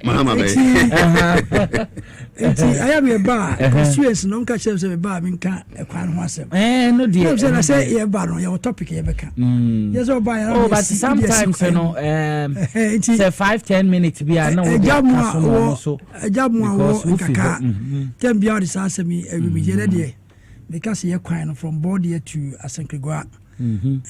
Omodina ye my portals no doors. Only tide road. Tide road. I mean, fish central. Emram ye DC na ye bar President Mama ho that time no na or ye president na oma contractor e call kwan so. Okay. So you from Asankigua. They call agreement fee they call ajaka manso na gusu gidigidi na embra anche na yelusu power yelusu power MPP ba na omjagum ti se ka transo chedi anka nyame ncha adun ka no ni kwan anka enam ni paso ye be coach al dia mai se say die ye bo ayi president mama ni na ban ene ndisi aban na se omomodin na omonhwe na ommakutal ba ko biemra ho esan se empe bia to abama ndc na emfio machida emfio ndc akida nti ene the devil's advocate mi america sama ye constituency no so omomodin na omnya kutal ba ko mai na ka secondary school kura ni ho. Can you believe say the whole constituency there was no secondary school? Tiamram ye DC na yamin chadon. President Mama yes or ye this community day schools no. Na me babe e force yana yenya baako. So far there's only one secondary school in the constituency. Until there's no hospital. There's no hospital in the constituency. Until adi ha. And until you MP sana yes why am I a hospital? Why am I a road? Why am I a way? Many people do not know say central government. Yes, I am. Only the NC beka. Inti say ni enya kwanye ye ka ama buy no. Also what ye ne hospital constituency. Ye ne third road or constituency. And na ye was secondary school back. Inti wa hwa na say e ho ne deprived papa. Akwani na anye federal roads ni ade nko into your DC over na asem da also because villages na also. Okay. Yeah, bad issues in some good bamba so yen share the new patriotic party MPP presidential aspirant peace pactor and almost signing and matters arising honorable yes as was where yo and rap say you and you share na yami joy prime. Okay. And topic he a basso na ebobo hunkakra. My dream say we no aya ehianso de ehia party say abane yakoto no ombehwe ma pepepe aya adwuma. Esan say ebi o abon say de aba abo yem yemia yem pa say o ai peace pact. Esa na enya adwuma o. Enti omonhwe na sisi emem because we hu say binum su say they are trying to skill for one particular person. If you are Professor from what in some of Kaya, or no, only the Professor Mua or Swaba, painful moon, I fake. Yes, no, Miss Anne said neck, no, Mcassa neck, but to suffering. Nanado about me, I can also be a fake. Go in. Yes, it is or no, Sabi or any part to not dream a dog. Asabe Minister of State, the amount money into a customer na or dear father serious. Or say almost said that I can Chimubinsa near the Adiana Manipa Bako. The Abal Sadia, Namako Trans, and I must say, mo ye peace pact dia and they say ye ni su keke o si sini pare dia o wi a on tene ho ase that is one thing a war politics say mo ya de mo ye genuine na wa hu si wa lucia I mean there's no problem at all na bum say si be mu a ani ana ma mentime ho ase ba no si be ba na wa she da ba ka chen so ade ne politics na secondly nso sama o mo ka no and sama mo dwira gu fam no ye nipa ye politics jani ni kwa se obedi obi atem no correct oba cancel bia e be ko nipa na koma ho esa nipa ni re fida we are all human beings so we are say trouble for say politics intino utumi ka obi asem pa wa ensem bi obi no me ka kire me no I mean ya utumi ka say ya fa woni asepen oh jai na asem nkasa nti obi tumi ka kire pa asem ya ka me to repeat no ha yes obi a me member 5 me ka we member 5 obi na doctors ma me in batwa ma bo brand bi na so na ka say me gay politics me bo politics o ka say we gay yes utumi ka say ya you think I'll forget no we ka say me say me ko waso me bakura be gina wa wo ka sa no me bakura say be me ompel so doctors in the US na Ghana sabi US na ma 5 no wa over fashi na we have say me won fe pa me age now have me won fe ni ka sa se be kire enti politics say they apodro oh yes because we ni abotra nsema but I never uttered a word that's me enfi enti o ka sa se mi aya yeah me gay now we me man na dey na and gains me buy me na be gina mu okay be radio say me ba mu yes bobusa na say dey kura buy kura so tie say am ko ka be say the man should resign the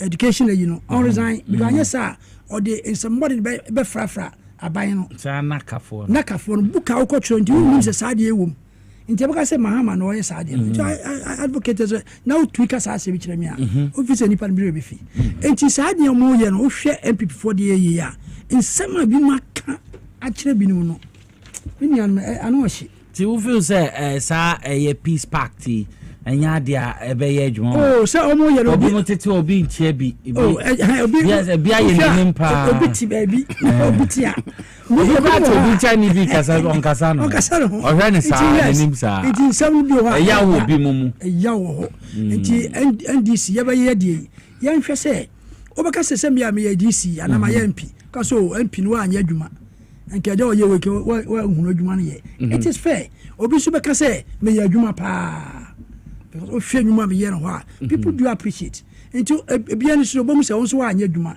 it's okay na mo be di attempt say na o sabi we are say peace pact and ye nhwe ni ye and this me emphasize akwa no so o mo de yo ma ye peace pact yo ma ko sign na se kwabra Japan be kan kwabra Japan so kan wa kan bibi on o wa kan bibi kan bibi o se nyan sema wo be kan sam sa na wi a na be sign peace pact na oju se honu rafi no aka o dey say tawo banka mo se che no mo say no o say no that is not the way muti ho microphone kan sam mutumi and caution wo party penfo mutumi caution because sometimes a favor one side na onka na fi ye wi a na we say peace pact say o mi na edin e say so obi ari mi po be wini etimi nko kan na waka say bia ye wini a o support me na we say o to abari wi a ena nsam yawa ye kan kira manfo no e be ye adwuma enti ayade a o ma yade na so no wan die ye tini da so ma enti na say policy ye ya o mi nhwe say ye ka facts of ye ka nsam a ye no kware se bia me ye gay na utumi ka say me ye gay it's okay because there is proof e bia say me ye crofo so me wi ade na o ka me ye crofo de me ade a wa woni sade enye no kware na police na be ka de aguni pani ani mase no ene ye wi a anhwa e be din enti ye hwe nsam kam yi na ye policy ye ndi atem ye nye bibia esa enti wo de o mo ye wie da be no mo 31st next week Saturday yes and ye be hwe say a peaceful and I'm sure cry. And you said, yeah, I'm sure. And my Bobem, Bomma, my Bomma, we are a head peace park, you know. One party na kasa sabi agija ese do ma je primaries ni ade no petain so oh yes when you problem ni bia you are going to lose yes so tem bia me ba me ka okay ba o mi aje say win a and you buy west what kind of percentage no di kan we can before the last election yeah before the last election in the bell yes when so say yeah I know say me campaign ma Kennedy Japan, but as a party, the political party, no, me you show media personally, we show Kennedy Japan as in Baumia. Okay, but we are so why you cancer Muama. You are no one ever become. Yes, where the workers or no matter, you can Japan into your back on ye or not, or because of your Jumaba, or you be a bit na ba mo obo be kan say $60 no be kan dey money hweka dem pa na obo be fundamentals na e week exchange will expose you na say exchange rate abaya good enti na fundamentals so aye okay ti campaign message pa na omo hwa o de be omo hwa da chim ni pansa na ba mi awini ye de da go na mu na say ye NDC for ye support ba o mi enti mu no because he is the weakest. Come here, no, yeah, woman for Numbra. Yeah, when away, yeah, support to a come out, you can Japan. All you say, but young woman, you slow. And you want to cry the year campaign. Or say, oh, that's it, can Japan or Bobelusu. In my opinion, obey better, or do better as me. About me, 34% you know. You will drop further. 38, obey drop further. You will be about 30%. Maybe you can Japan between you about 35%. Okay, the next one, not come build upon. Mamenda Honorable Peter Yaukwachi Aka Mendana Super Papa, former member of Parliament, Edema Amenfi Central. Adama Junior, Yentio. Ken. You say Ken. But I am not much of my phones now, Mamma. Open baby or junior, you know. When I'm the chassis. Ken. I say no first time I wins in Ghana politics. And you know, as my papa can. Me na man for me title na mama election strategist. Election. About to who asem na de bia. Nanado Okasayo. O say MPP ni party a ntumi ageman. Na asembia no ana person ma me temperature cost. Asem gabi nanado tini. Video no ho mo nanado ndi hu nkomo. Video nti. Honorable bunti na elia is greater than the elephant. Leadership contests must never weaken the collective cause. Unity is not optional. Unity is not a slogan. Unity is a strategic necessity for victory. So I charge all of you, this peace pact must not only be signed, it must be lived. Over the remaining days, let your campaigns be firm but fair, competitive but respectful. Ours is a tradition that rejects fear, insults, intimidation, and bitterness. Loyalty to individuals must never supersede loyalty to the party. After the primaries, there must be one party, one direction, one destiny. Let me end with confidence on a positive note. I have no doubt that the new patriotic party remains the best vehicle with the best ideas for Ghana's future. Our duty is to keep that vehicle united, disciplined, and worthy of the trust of the Ghanaian people. If we honor our history, respect one another, and put party and country above self, the future of the MPP and of Ghana herself will indeed be bright. I thank you, and I wish us all a peaceful, dignified, and unified process. May God bless the MPP and our homeland Ghana. and make both great and strong. Thank you. It is Excellency Nana Addo Dankwa Akufo-Addo, the former president of the Republic of Ghana, and Rabra NPP, aspirant peace, pact, Jumedia course, or Alisa Hotel, Adoma. Also party no, na ye party papa. Omo the best policies. Omo ni pa ya papa. Bibia ya papa. Adoma can say. Ken. Oh enim. Sa ayi enhyehyɛwo ya ekoso yi. Say successful a. Na nyame. Sa. I'm say because nipa na omo ye ade no. Say bia because say papa esika yi. Say ababo sane ya politics ababo bama ebi ya sumbo won de mu de afoko legon time no afoko mu no se fugu fita alantremate mu ne emu mu de da ye no ha mu ko second round no nko mu kunu omu so discussion botoma o cheche wo grand so wo legon ko mu kunu sa na wo patakale ya tama achechiri uti patakale tu de politics mu tokwa any plan sa no one say practically nation and discussion we discussion into use attention wo ho into omu no esitu say onu support alan sa no believe into no afoko so so iska into a giant into nipa no want me the so strategic law say o so practically ma no dey chichiruti o say chiruti dia ene obi bo funum na bi bo funum na bi bo fin what's the politics no plan politics in Tokwa. You also saw a country because you're seeing fancy. It's just politics. No, we do for worry. You for me, no, no politics. Anything now, politicians see you case crana or more intimate. What I say, because Nipana Bunam in Yaswa, the police station because the power, the party was attorney general best of case in Kraso party in coffee. Even at the High Court. Oba hia Kofi Adams ne NDC nya case okoye ya ka so nyeden onsan famra ayi enti no saadi minti se wo political party na me yabu free yeah on that basis asma makan wo unim nya sare fa de makan na didi nsu so politics yabu free ayi de so kra ni se be compensate to kosua ene bia sitiri ni se hospital bill bi ho ma ne ye do ko na atwa ma enti se wo yabu free enti da bia wo so smart. That is why somebody like Kennedy Japan I have any profile statements. I'll give you a show. Because why?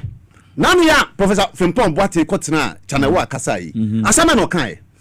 Almost I didn't see happen who say chrono. But I know any chrono. Me as an election strategist, I saw say it was a strategy for the MPP because the way man Kagana phobia be come once and pan because of the abysmal performance of Ronaldo Dankwa's 8 years. Then also we say, Omoni Begwasintino, Omonfa election and Rana Mekata. They didn't have so because now Kadian Kagana ebe can here and Yama Bonnie on Yan Kwan and Kadabiana Kebe Trumpety. But because of that election waiting, I swear Yadrin any Yadia send now election so because Kakan for your time some Quebecan Debia a coup for the travelers, can Debia be so here, Nina above from and I see a Diadrin Akuiso. Where is Sushi Shah on the Bible? A BC that top bottom approach. Mo starting 1982 mo party there be a bottom top ya constituency any polling stations electoral areas elections you hear near their flag or so wo kabana mo GC ho mark ba omian mo say say kabana ba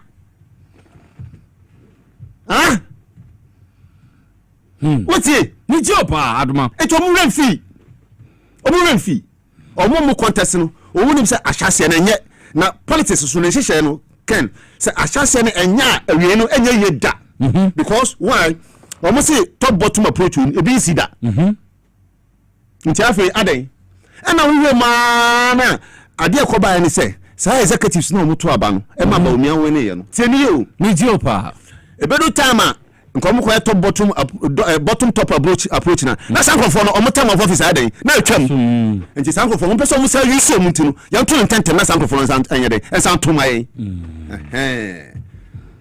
nti adan ya ba obi aba we ni adan ya kan su bisu asem nyina no ba ku be din kudin ba ku asu na so show down bebam because why ya di document ni man say on sign Otati no how many videos na kire me ordinary point so to interviews bia Brian Champom na abuso omo de mo be 3 days after mo di kan kwansa omo ba nti say obi obi ka se ono no hu bibi onti a e omu hu kakra no but there was a one tia se be 3 days na masa oba yo sale to the what do you call him ko tini the bia so ka asema aya asem no kan de no kore there was an admissibility Joe Wise I admit say yes there are errors in it on a chairman of the committee na why so mo call to aso call manim say America ni ntete kan Japan American ntete no say ade no enye de amen sign go pay auto bi so mo ko America me nya ba ku bi so ko kan sam chairman so da na no Mrs. South America so ko kan se na da wa no pemasa no anu ni sika se ma say America for na landing for no so wo kan se wo pa pass ma de twere no on kan na se bia do anoko ka na ekopare na okotwe na ko difference a we say na so so bunu kwase a enye ma o kan ye wo mu no o so sa enye ye the high table I go me ade na be kasa ane enye wo some mistakes na ebe correction e masa to boss ade no wa start nya wo bo no kro no ene wo hu ade na se ye wi ebe correct masa ade bi ho man tia mo ya no fi se mo nkona mo nim nyansa na kin me chia de school mu no as a teacher me chia nkonta no what you say nkra no bia be say 20 as a 30 more classroom obi anima de mo hu sa class ni bi da so that say what is so to so say 10 obi atwa 10 ene na Kennedy mo hodo so what I say enti adentina what be the obi a ade aboa na ne say the no ben no was Brian Champon na Kennedy Brian no omo relationship no good than others no enti Brian kasache ne chai ansa na oyere o hwa ayina o so ne be Brian ko asini che first video o ko asini chai nkonsan na wansan a da bi o meka sa no ahomampam je ni o da bia unya asem ka na wo ya tuwe contest ne ko the word is contest competition ye ke kan sem wa hwen sem o mo keka fo mo ho o mo mu nim se sanse mo keka nyina ye weapon ma NDC come elections because the game is the ball punch na week wa pa kama to say so e gay se ne kukudro pa no wa asem politics se ne kukudro no wa o de bi no wife pa they say oh king je ba mi ani ba de fosu o de fosu mafia so what so here adutwim any comedy Japan kase o fa okra because a cooked plan we are done obi onim politics mbia be ka je say the NPP for ayi say nka no mum pass am akodi abro nya na mastermind na edwumo na so no ye gata yes and so ko kan omuso nka ba omuso nka ba omi atim na edwuma we ye ne one support no you see it ade omo ye no good for the ruling party because party no ntokwasima no mo do focus ni ato aba because some omo ye na Ghana for sure yes no but say no Ghana but tini Meire and a catcher me say but we me biggest mistake and say in Katama ya to aba no lusu ye no oni akufado ye no efiri mu no o mu lusu ye o mu koye no na wo se nkoko na nkoko tena be one term bia na nka we buy no na nka anye yi a o nka se chale ye ma ko e koye a wo de ekase ato ho ama se kura no de ben kura nsem na akogina so a wo de be kasa ama a convince Ghana for because under your leadership no amount for banks egu amount for nyuma egu amount for the sikakoto pensioners ye TB dasa pension ye dia koto honum na makotete so ama nipa investment ama hey wo tasa nyire ho wo se be o penye dibiem na me tisa na omo kase 2028 on meba aya na me bisa no se na nti Ghana no ye wo no nipa kuo bi dia na ana mu fi da bian ya ji sa manimade fo no o ya ko school na no mo kan fo ya ta asemi 2008 on third a United Nation Trade Association organization na sa 2008 wana na wo ho is it ko for on third ko for and no organize conference for Accra International Trade Fair. Now guest speakers na kinu for right account very young boy on free America by. Now we bro for power journey we kete na. And so about performance. so we say do see it's anya bofo gigigi na obeka na obechi hu na eche se obetimu hwe na nado ado di biti Ghana fo an ne katrema no om say awoti brofo obetima Ghana yi brofo no o kan sa na dwofo ma no excuse me to say eni nipa no sa say akwesi ti brofo die no sign law na yi oba obi ya look at the performance of Nanado Sadu ebi sida o ken ebi sida so what I say eti so wo hwe sa sharp 10 say NDC buy afini hwe me ma asisie enya Ghana for yet me na santim ye ko fa Kakastan for mayo enya ko fa bi mfiri abi o NDC for mo man mo na PP for mo ya ni asan to aba ya e bidwa ya na esan bidwa na ne sidi ya ko duru ba bi eduri o say 2028 omu pusa cantem bottom cantem kwa dey so omu pusa articulator edu ba bia ni ho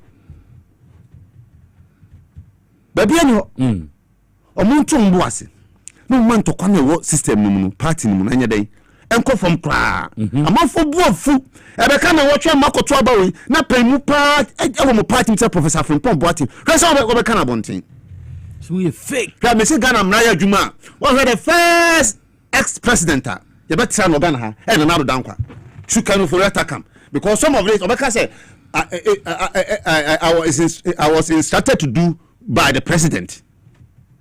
Yes, because executive power. Me boa papa na to what serve of finance etini bibia o ye enti na netimi ne den na onim say our limit. I think I'm say no more power no onim say 8 years no e be say 800,000 years na ko po say dumping dakro dumping man o man kaida said administration and Nana Akufo-Addo will come to an end. They never came.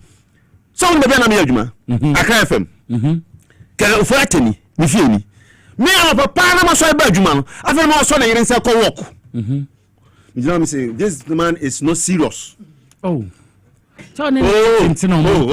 okay ko we ni body ko we sir me ma sorry ba adwuma no wo the taxpayers money what if what fe no so na yire nsa na omo agentia mapo adwuma no afina na moto di nani ma pe no na morning star ni ho no afina no ko enti me fa pen paper na me draw ne tally na me draw ne graph for yata going to work every day me tombo asepa se me sua statistics enti da bia time no na mama kesa ma tekesa jemensa ni oforiata ni kokuba akuni saa chese me na wo muntem ho saa ebefa na me ofia de wo mase group na mse sankofo we say mo metena ha kwa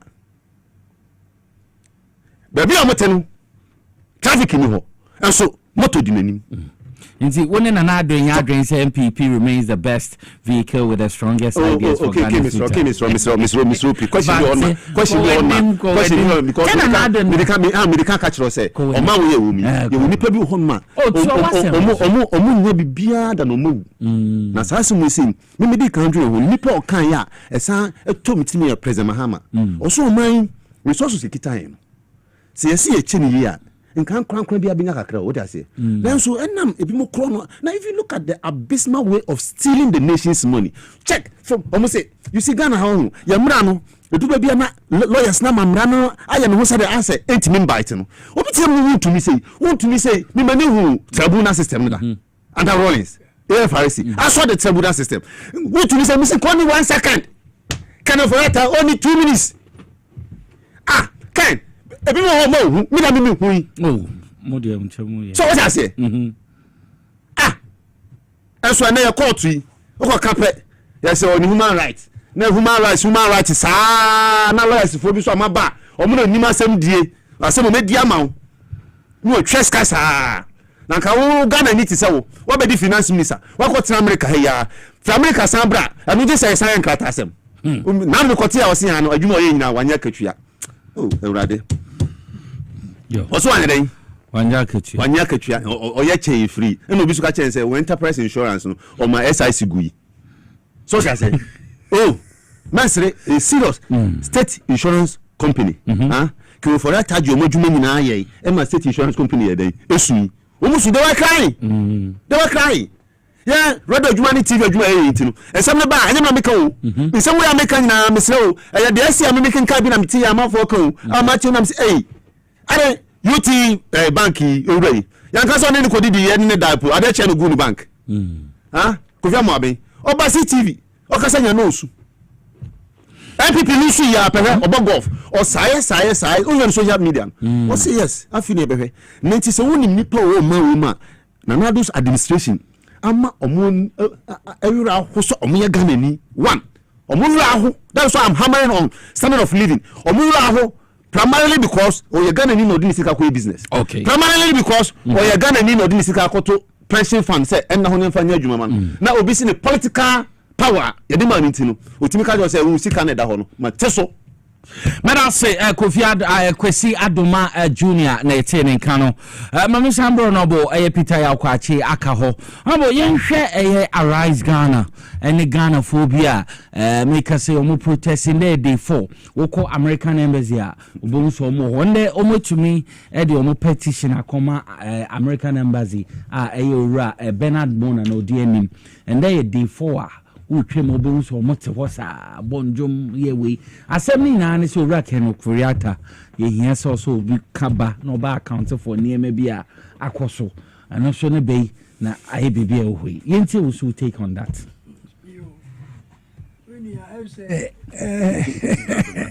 adoma akasa enti Okuriata di yenu ho so enzo you are karokra enough na say yetako TV ni radio stations ye ka ho sempa na Okuriata de enra be ko be ni lawyer ayi ne ko lawyer ja so na o say the American men twinsan kakra na you cannot judge the person unless the lawyer for some or say until proven guilty. You are innocent. A person is innocent until proven guilty. And I'm just say a person is guilty until proven innocent. And you can for that idea you can't say or you're guilty until you be proven or you're innocent. Innocent, okay. Yes, it man the Bonnie was in my no follow your phone 75 years. Oh sure. I said you're okay. And your map pay ye and money share enterprise or the G state insurance for you. Now the said loan and now or your experts because or G loans now the company no a year data bank woman I negotiate no gene percentage. Percentage you could we are scan a balance wa you twin who the idea. Share a year a sorry on some cosi. Cathedral. Akufo-Addo no hu nyame. Okoshia nyame say Paul. Okoshia Jesus Christ on the road of Damascus. Ena President Akufo-Addo also okoshia Urade. No catch Urade say obesi asori ma no. Ja. Asori no ye no anka so de a man sika na besi. Onu ara can say it will not be on the public purse. Well, nyame adwuma de wo ya nyamina na nkwan a obafa so a obama wonso watumi nyes kanadiasi nti anu yegidi yenkofwe ye funtam asasi judges adan sisi onyina mabubu no ena wode infidia ko sima tuamna dogo so hunamna na parliament che ho no jai nka betima yayi swimming pool a world class swimming pool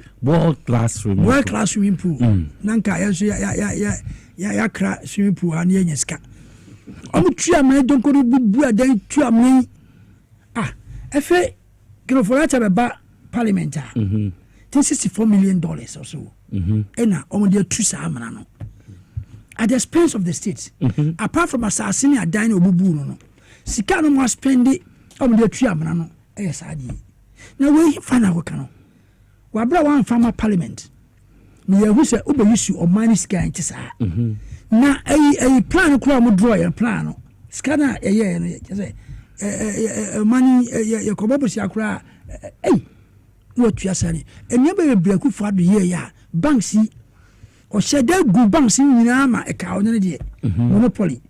Share a bit said, Induna, Banksy, Sabi, me crossing her in a bureau. Or spreading a beer. A call tamale, and cross your own, or won't say a giant banky. Share nipa or employ one.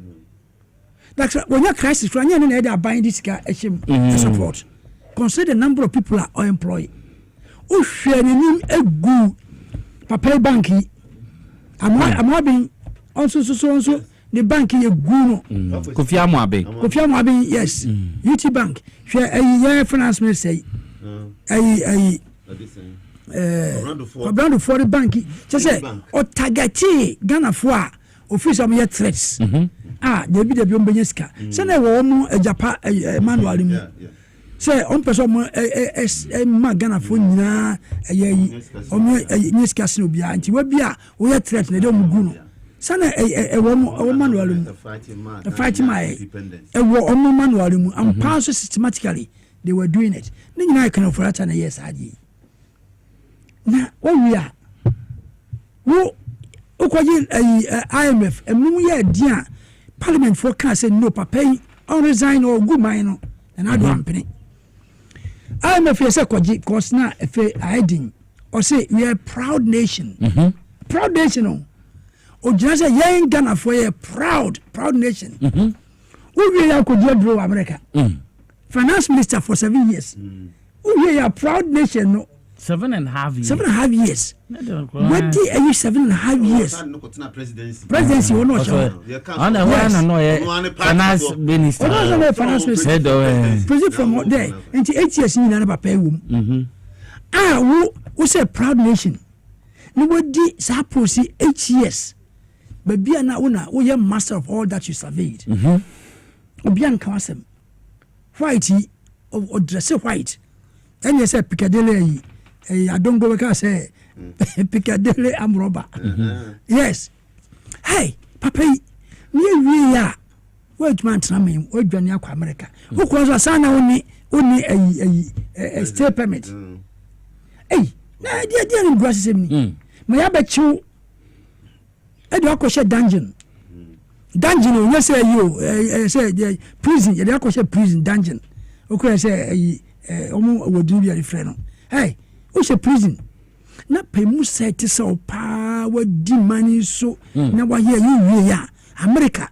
I would say you're a proud nation. What call my only paper grammar, I bet you. Every paper crampa, America turn crampo, and you any so.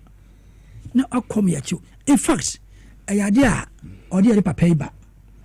I can't be also or the dinner. Ma one more issue this young this for young crop for to say Mrs. Also, dear Shin answer.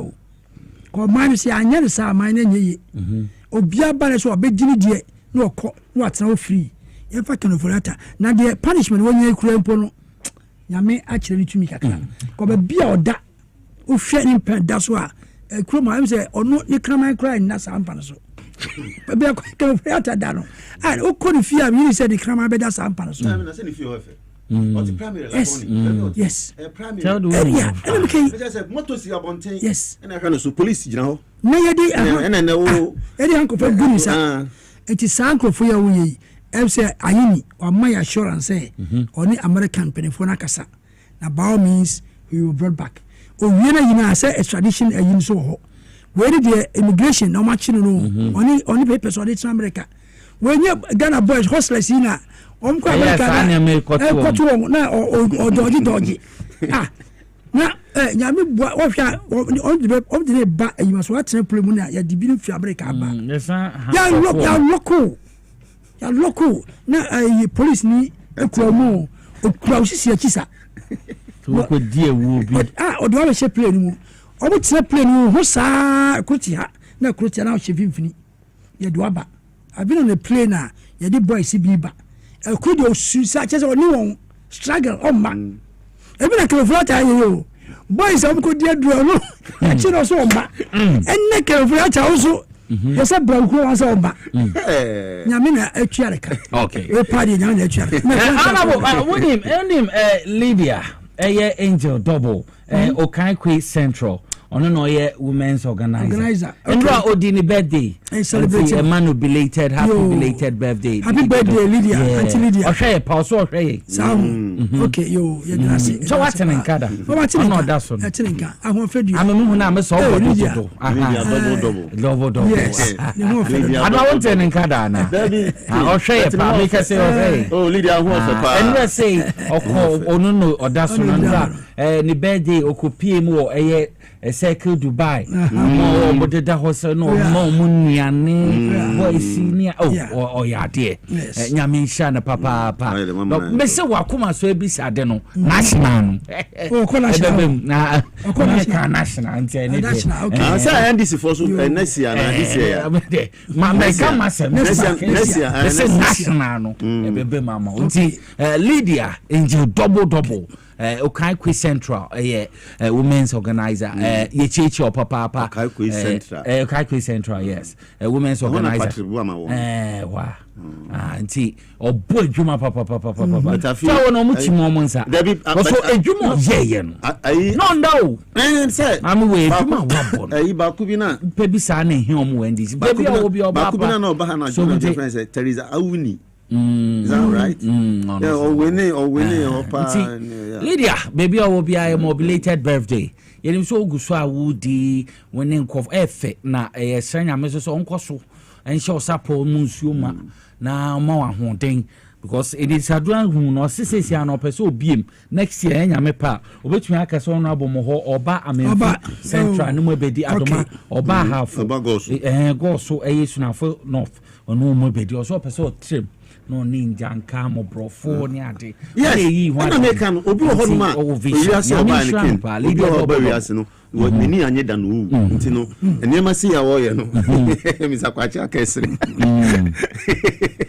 nti Lydia yemo happy belated birthday baby obia obi wiase no be chere sa no za adwa yan to aso ken ya to aso ken okay kero friata men kan kase na media mi hu bi da sa de akenofrata yi mi hu bi da na no tew na wi aye ko drivers o mo jijis say here transport to your box so am di room ya de hard ato mi da bia kan den kakra bi na na de me yan say kan say o say oba be say onu ani nua gabi achara o chira ko no granting dem say oba Ghana for be etia ne fa ho de su no mama na so a ye ama ne ho a kire no ne de na me se masa ho na so nkasa ade no se ope yen set conditions ma no na ba adwuma force papa ne tata na was former the MP former DC se o tu yi so onye adwuma ne bi bisan se do order anytime not wa kunwa so mo se ya do order na wa hwe ne color di tu I don't know how say ya do to be da so was fresh you see the word is the word is responsible because bisano the phone say bele the honorable na ayabo honorable you better be bedi na no youth organizer na wo ekura be kura to aso no na o to aso so honorable ekura ba ko no e ho so the woman organizer na ma me so na wotwe ya na yedi na wotwe honorable ayi so zongo kokos ono wonya ayare santino o hospital I was say am say bill kakrebi honorable say tubo we say honorable to ko say banyina isika nko a ko say banyina isika to honorable to na dwem say sika ho na sika afi say honorable twene ni a na feel pressure headache e cost and say bisanse sa pressure e wono so it is sometimes a service a responsibility effort ya ho asa obeye adwuma ma oman no nanso eduru ba bi na so ntimi wa ho obi ntimi a otwe ho amfi sey o da se ken kromra na otwetwe mi ko go so medu kumase na ba bia me da no ye ba bia na me we fro se techima kwan no so se fe bi kronom ho na me koso ye na ken kumase kronom na okay kronom bu ya techima yes na ken and them are krum ha no the same thing na omo kumase so okay na minim say transport to drop for minim say me omo sheda committee no mu yes yenye sade info mafia yes say me say info ngwa ban yeah because say bibia ni ho that chroma me power transport businessman oba GP no GP two chama ogo so Ghana highway transport business no MPP for do so NDC yes okay because why first no GPR2 no move say an organ a part of NDC into from Rollins regime omura musa na meka so mutimi ma wo bases ne yi ena this MPP for the protoa what is that yes any other cooperative ne e counter GPR2 into ma GPR2 sheki kakra they say to show GPR2 leadership no government change na omo so adan omo to aba na change they say omo to aba omo ba radio so nyina ba you understand me GPR2 chairman ba until Americans from the 80s say omo so mbegu aban ni mase a e tetia na me personal experience me ba ministries me san akono me san ba ha me ba ha oba na bo se me bo sexa kaswa route na me fa no ehu pa na me nam kwan so a na ba saji so smart nti o se kaneshi na wuram yitu kaneshi pe odoko na me se mi jeje mudu kaneshi o se usi you also see so kaneshi short no ya chichi bio ya chi 16 and reach so am say ya chi 6 omo more because say so GPR2 a tax force any abre me chase omo more because and me come as a distribution of nations national income the distribution of nations national income say what me ka say what me say sifom into what me tria sika na sifom tibudu connection is munsifom say I dey ya connection me no bi wom into ombesi so that say na dodo na iwom no yakam ya koyenim nti na yese masa abaje say minim line no me pentema ko me peso begina masa na say ne yese ntwa kan 45 that is a 450 peso me medical twa je because so you see 11 o'clock in the night na ni page na bontin I'm telling you serious o Accra say and na do say president ni mpefo pa about 10 ni 11 o mo Accra tudu no mo he ni pa egu kwan ho safa e dey say be a graphic road we we odoko we see odoko kwan ho left and right yes say time you say time this is time 5:31 some record aduma 4 pon kofe me no ho kra de amount for more private cars ni bia ya de mani ajepa edu anwum na omo ma no munum ka aka no no mo de twa manfo kofi Botiano ho no yes Botiano junction on to Botiano inside no private cars no yes and say me room so Kim there was an experience I had at Circle in Sotoy then we say Sotoy Circle Sotonko and so to be 3 hours na honi na flood na say we do lesi for ma we say ekwana ya na tokotokuru hu ba bi anwusi na me fire service wo gina metna ho sama ne bo 10 PM edu obi afi misru nti ebe yan say kan ne ba sa na me me sa so me say masampa cho ko se me call doctor me say family room we could do doctor ba ko me nanti afo doctor to malam I'm telling the gospel truth. That is why some of us when we come on air I'm say me chance say pay for na the post amom no dia no mo ye where are they so we go no guni here that is why your government say about what this is the individual private people are almost operating transport. You can bring in more buses and it cause your business. I cannot say you say Metro Mass Transit by the end of February. Yes, what the new bus. I do what my pay. Say do what my pay. Say who about to me say your business now who told a kwan these are the arguments I put up.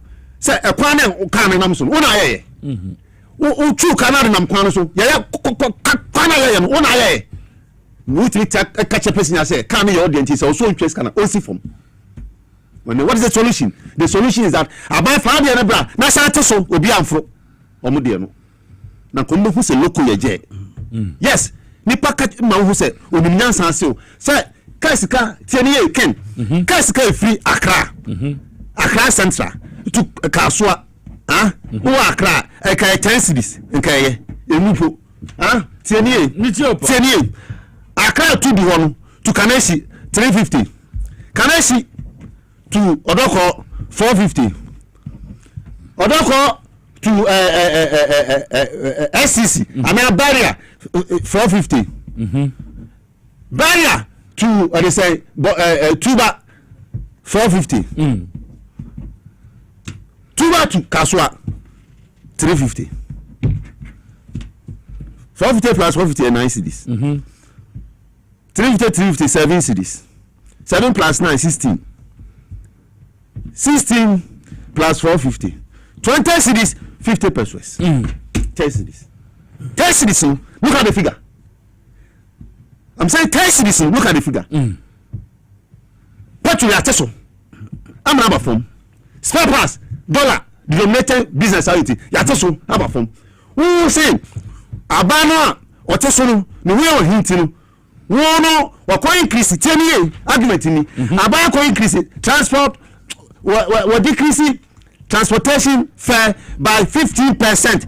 Intino concert omne yebo jandama omne yebo say aban say mate farm go so mate we so obi aso tutu nyama entertain nyama so it cash can akoso too much intino ya te so 50% ya te so 50% intino ko mo fa so no so je musika ne say me ko short na abuam obi so mo say ya say kawo na gana kawo na for munti asem wawie adaba for the bia metin mo nchen as a broadcast journalist me ni mo tena kam bi so mo say adentina ya mo ya sa de we say o say bra ase mi nyina ne say ya kawo na fo no say so matwa man no so wanye ne sa unti make sales aban ti asemi ebe hia so be fe kawo na fo na aka kire mo say am pass mo na ka kire driver fo say o mo nya sa de na oni obi obi ka anya sa o mo license obetima revoke license.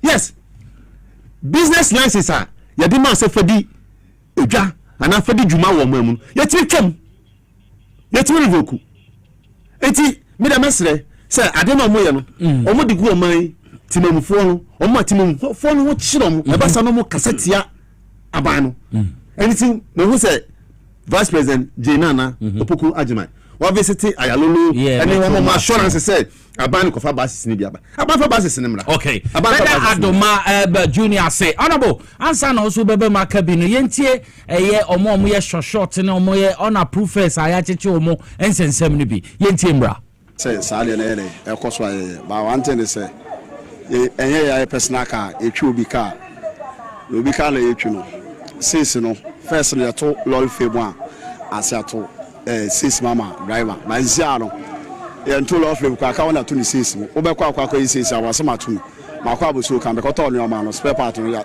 ya tum nti matum ya te lol first so ya te lol first ka wona anti sis no ma driver no ena the same and lanche no befu no said ya ton sa na ya ton isi crotch to those days crotch to ma why iron swa so 80 series but shall crotch to ma ko 206 enye ka una enim saka no na akasha ho ba also wo family wo eno na wo adwuma udidim eno na udidim sa no akwa no be ko school be to school fees dan ka those days na ha dan single in the port iron swa 1.5 you see a single in the port 300 cities passenger na ye omo ye adwuma the same passenger na so of car no also come market eton ade sa passenger na oton ade ye wi aye pon e kwa kota aduane adi bi sa wasa mapon ben 100 cities na say nimbre me kwa me kota aduane sa be kwa ma say 50 cities a chopon ni say na be ba ma me yele ka wo na so kwa aboso kan no ade ye nte so man because ye wo man mu na say dollars akoso o dollars na akoso no aba from by star no ye nte no ma so man no enti ka wona so on 20 ne can say on 20 lord friend ma because dollars na perform na for so ya me ado ya teso amaye ba ye nti sesi no so sesi no sesi ya make sure say ya teso sesi an ye adesa be se o mo say kokobo e ma ye nyina because obi ahwe ye yes say obi abetu no for say AC be but ye am wa ye ho especially say ye dey bad drivers free omo to ade ye ye ma pepe ye de enye pepe mbra no bia ho ntono also bia wo family bia wo nkwala metua school fees e ma akwala ka wona fo no so ye dey e ka ho bi na ntini abasa no sesi bo na ye dey fa cha se na police fo no so chi ye dodo nti e be pa aban na chew ne apa GPRT fo mpeni fo so a chew ene ye mpeni fo a chew se we dey esro mo ya fun nti o mo fa nche ebisa nsi bi o mi ade me ka chimo se epama cho se de esino enko su sabio ba esra ban se nyama moto ma ya kurum no o mo ntisu ma ya ikoko to spike pata ya ntisu fin suma ya nti epama cho se o mo ntisu ma ya tumi no obi ya ho chire mu ahun chire obi ya ho nti adami hia se mpa cho se enti the eternal way odoko na see here won Peter ya kwacha aka yenti yo we dey bosma won na semka see sale ka wasuma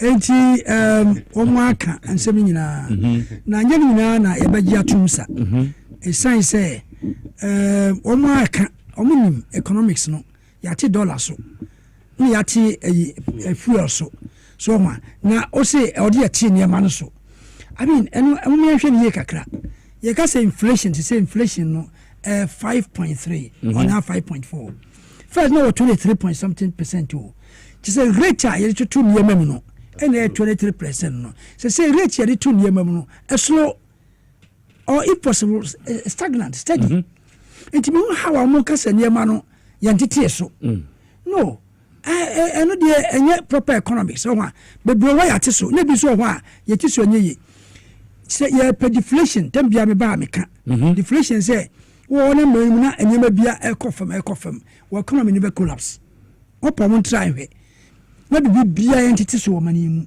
businessmen stop doing business yes ntia am to mo bonka because say ka say inflation of 5.3 na e just say rate ya de can no NPP abraso hey ukoto de na ukase ugina wona osre so o mpacho o say 10 million o so mpacho ma 9.5 ugina wa o say there be 10 million kura be kai no matum that very moment and your friend hyperinflation hyperinflation na every day be a dollar ukosisa $1,000 excuse me man's saying na you know be a 50 cedis na because ugina ho na ya be pa board so fufraba that was what was happening.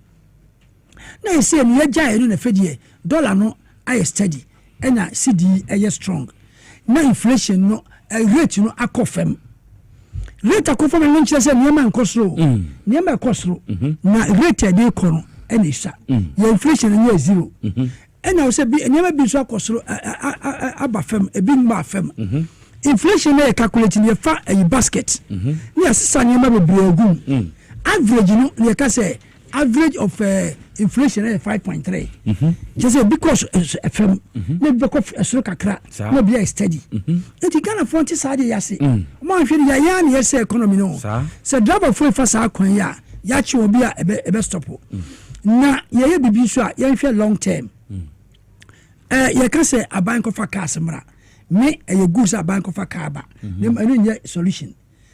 Last betrana na ye wo asa ya no more 1,000 buses omo yi buy no and almost 120 say buses in na ground no na wa a bank of cars 1,000 ba na wudi na yi o fa bia nka ho a wo sa so bon kro no ayi and so private people no almost started one bus obehwa na wato ba akon kan ho obehwa na wato ba akon obno onye free exactly into ye ba ko na sha se enti sa aban na ye say ayon ko fa cars mra ko fa cars mra no ye hwe na aban any private for no any partnership na sa aka bebrebe na aban bono nyai ye di obi ko tena ho say onko hwe so CEO na ka twa kakaka na ya mo fia 300 buses now within 1 year no na beka 150. Now what are you doing there? Oh in Chinese me hwe na yan ka say aban boy dey air crisis onko famra ko fa ba after that no ma buy enko fa buses ma bio wa ba odwetire wa ba 300 da yan hwe say next time no umum ode kosoro na ode ba fam a wo so ade achi wote say kere for ata dey bi because you have mismanaged and proper way.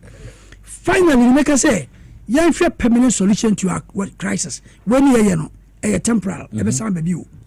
When you know, you bet your drivers no, you bet for buses about, you bet now the fundamental problem no, your system no, and yet your roads no, and yet roads no, and my buses growing to me in certain places. The town has a senior trot to you to bus I can see route bi a ontumi nko no cry kasi city ni ye planned enti yɛn fa we ye pese ye research ni ma idia yɛn hwɛ ni research bibia roads no either say ye be planned city na de road papa akom ko London no ni ade bus si ekoba bia na yɛn fa underground so a me betina car last time no eno ne the ultimate underground train system and the underground say yɛn planning ho enti yɛn ne yakɔhya sia planning miamu de bi ko wi ewiem de na $2 million yes me akunfia form sas exactly afasa this time no underground ye better ewiem be ye honyan road bi fa na bi fa ye underground dia obi ani ho ye private people are ometumi abaye sade ye aban na de odini sika kohye na consortium a ombaye obi fa railway obi fa western line no obi fa eastern line no fa blue line green line sa no ma sade ni delay so work for parliament well this fantastic idea you are posting dey na man ye ni no e din Ghana ha because ade where we doable woko America won bi da woko land one ama Ghana ha kwa ya bresa easy because sanity na Ghana ha ye construct ya bresa ba we be so question we say easy no na say your parliament no but say wako parliament because who experience no in parliament is because we more approve of my bibia dey na ye kwan especially construction of road from Accra to Kumasi if you watch ha akufaro ntmanye ni nyina ne say utie de make ya uko Malaysia no ne ade road no from here to Kumasi aban kase wo yes road ya sika o de be hye no it is the alternative is private now I'm what you are there much time na shebedwam this sense this brain is there it when na mo catch Ghana for say you for private money and tentem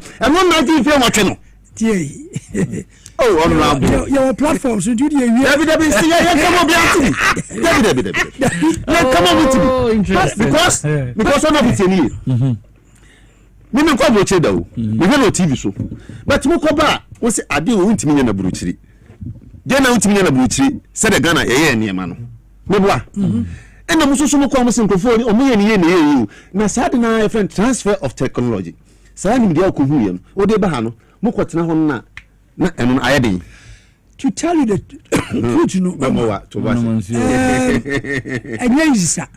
we parliament we legislator una o shembra na abide the policy ba na mo approve it is a abide plan ma ya no na akoka say me ko railway line you say to me no wo dey say una beji bait una ma be shemra bia say obi ko wiya saade ya fantu 5 years ni ade una mo yes ade executive na mo so pa sembra nti dey make no ya catch executive say this time road no aban fasika nya road ko Malaysia hey road no and be a 6 lane private e be a 5 kilometers yes fantastic why no you be here 25 years private person no or your road no na what it is to now say mahama ye BOT then car power ne yes operate and transfer sana you say roads ne ye no ni parkour ba odin sika be ye road no na odin toll siso no you both say be from here to Kumasi no businessman be buy 5 where you kakra na we kakra na kakra when tolls ya and be from here to Kumasi no be toll be say 5 no problem but funny daso road any tax na any obey no because you less yes because or can change no and na worry more but the last the 50 and I said that's so sir unless say me nya convoy here motor for di ani bi so for Kumasi nya kwan bia me see 2 hours near the residence yes I'm say when the be sense it is private it's underground train system and you buy the district I buy so yeah it is transport here yeah egui me can say transport ministry o ka so mo miskan to biem glasses no yo me da say mo de mo no ma say e ba cho mo ma menhwa maboafo yi kakra Divine Hope Herbal Center boy bi omo na producers of otwea herbal powder me pa cho koko na ha obema na oba osisi unya otwea herbal powder nbe be obema wa yembre wo mpem wo low libido ana stroke how me pa cho ayem crew ulcer menstrual disorders oba obu nsa wo hu ne yi ni na me kan fo otwea herbal powder ma enye den na wunya bia no no so enye den kronya warm water kakra ana kubensu ana se ekutu orange insu kakra obetumi de anom enye no kra enye no obebi e 20 organ heina ope ho asem bi sa frɛ 0591 565 557 ana 0550 639 037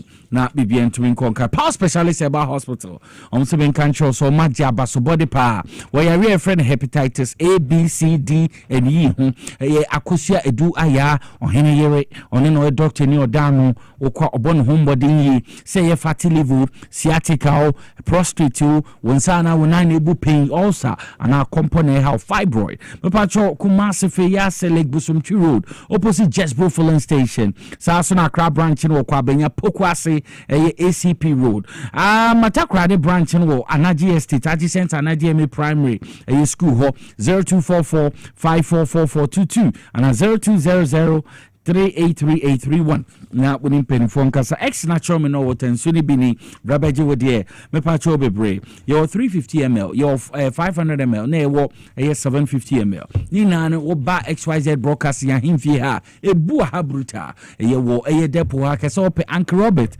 dudu bi open won sabetumi aka wo kom Malcolm mo so a won sabeka bi ana obe for factory bibi obi aka ne bebro bi 0596 273546 0596 0596 2735 X natural mineral water simply natural medimosis a day lift kit capsules e dia bedra man so na me pacho bebre lift kit capsules e ebo ye liver ho ban pa enti pebinanom anadwe didie ni meka ho no ye ma liver ni over time ti unya dru bia ebebo wo liver ho ban a ebebo ebe kan no body no ama why health de bia de amekanfo lift kit capsules amo herbal supplement e boni padue ni pa ti pebie enye na wo pharmacies herbal ni chemical shops ahuru na kwa so can be so supermarket food na etuntombi from Medimosis was 0244 068447 no ni Medimosis ND and come me patrol bebre Safari Valley Eco Resort na medru so ese woni ense de catchero e wo Okre district wo Eastern region here de wu e ho no wo 4-star forest lodge resort wudru ha weni beji necessary ni West Africa ha surrounding your wildlife into wudru amwade ubi hu zebra antelopes mara ni mekeka hu bebre na nkasa wo Safari Valley Eco Resort or more world class accommodation baby obeda uni problem so no more restaurants or honti continental and local dishes will be a BD na me ya hu kan say or more electrical vehicles be o betinum afafa for ho we ni beji ye wo betumi atena kanu so na wonam mo man made canal no na wo ye fishing kama 9-hole golf e be o horseback riding in bebre na nkasani na ekoso wo Safari Valley Eco Resort wudru a we ni beji pa for reservation free 0596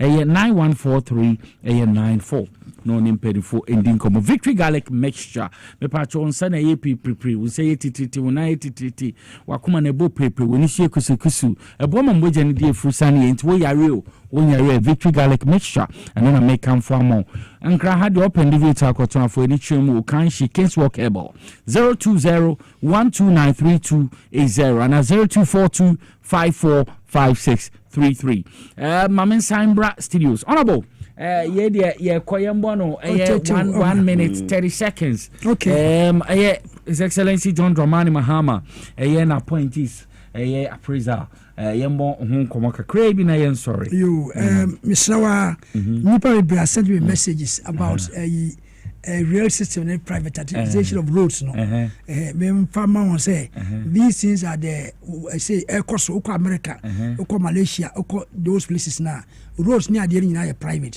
buying in bobusi amfanye private man be ya ono na be maintain na wagigi ni tool or they be 25 years ya the emfa na or they atin no transfer but there were big men who Ghana they can do that well yes yes into underground no and so the government any one be sign say munye say government club it magic some district assembly mutumi ma bi mo stations exactly no mo de tetu meboa sa no mo ye no enti me fia driver foi sa ban hwe na say ye ti petrol na say nye effective and say dia 1 city na obeti no nka onfa ento baabi na yenfa nye a project like this okay because yet so na say citizens no my excuse na say monte fair no so a ene say sika na yate no yenfa ento baabi na yenfa enye either transportation na roads no ana bibi na humra fa so mra ina wan hwe da chi no modwuma no na egu yo adwa o bibi kan yemre na so yes rako ken aban we buy on record 1 year ni obi ahoma asem appointees no omo homa asem na ade ba ko mbisa me ho ne se so be ka president most time onya yin na appointees onya yin na appointees kwa no asaki Moses Asaga nti wo hwe we 1 year na Moses Asaga agwa wo ka asem na na yet o ma ya de na ken ebi mo ho a ministry somo no e sika no de be adwuma so far agric say ya sika nkwa agric no e be fail enti no so ko hwe obi appraiser na so wan hwe se enema ode ye adwuma no e kwa na ase nkwa na no ya me ko mahami koko ya hatamu ye nyeska ntwia Mamenda say Akwesi Adoma Junior or ye social commentator or sign poster yetin in Kasaso na honorable Yao Peter Kwache Aka and also yetin in former member of parliament de ma Amenfi Central me amedi jumedi ho chiame ye from Nicholas ya Yawson Menda production team na say so musumubo mechido me mamuswa Akra Kofi da kon one dachi hima na the news papa in a can Bray news nature no programs are running now so better so we feed in cost on that Power 97.9 FM Radio XYZ 93.1 and Sana TV XYZ Yamiamba Ibasensia. Have a wonderful weekend. Bye bye.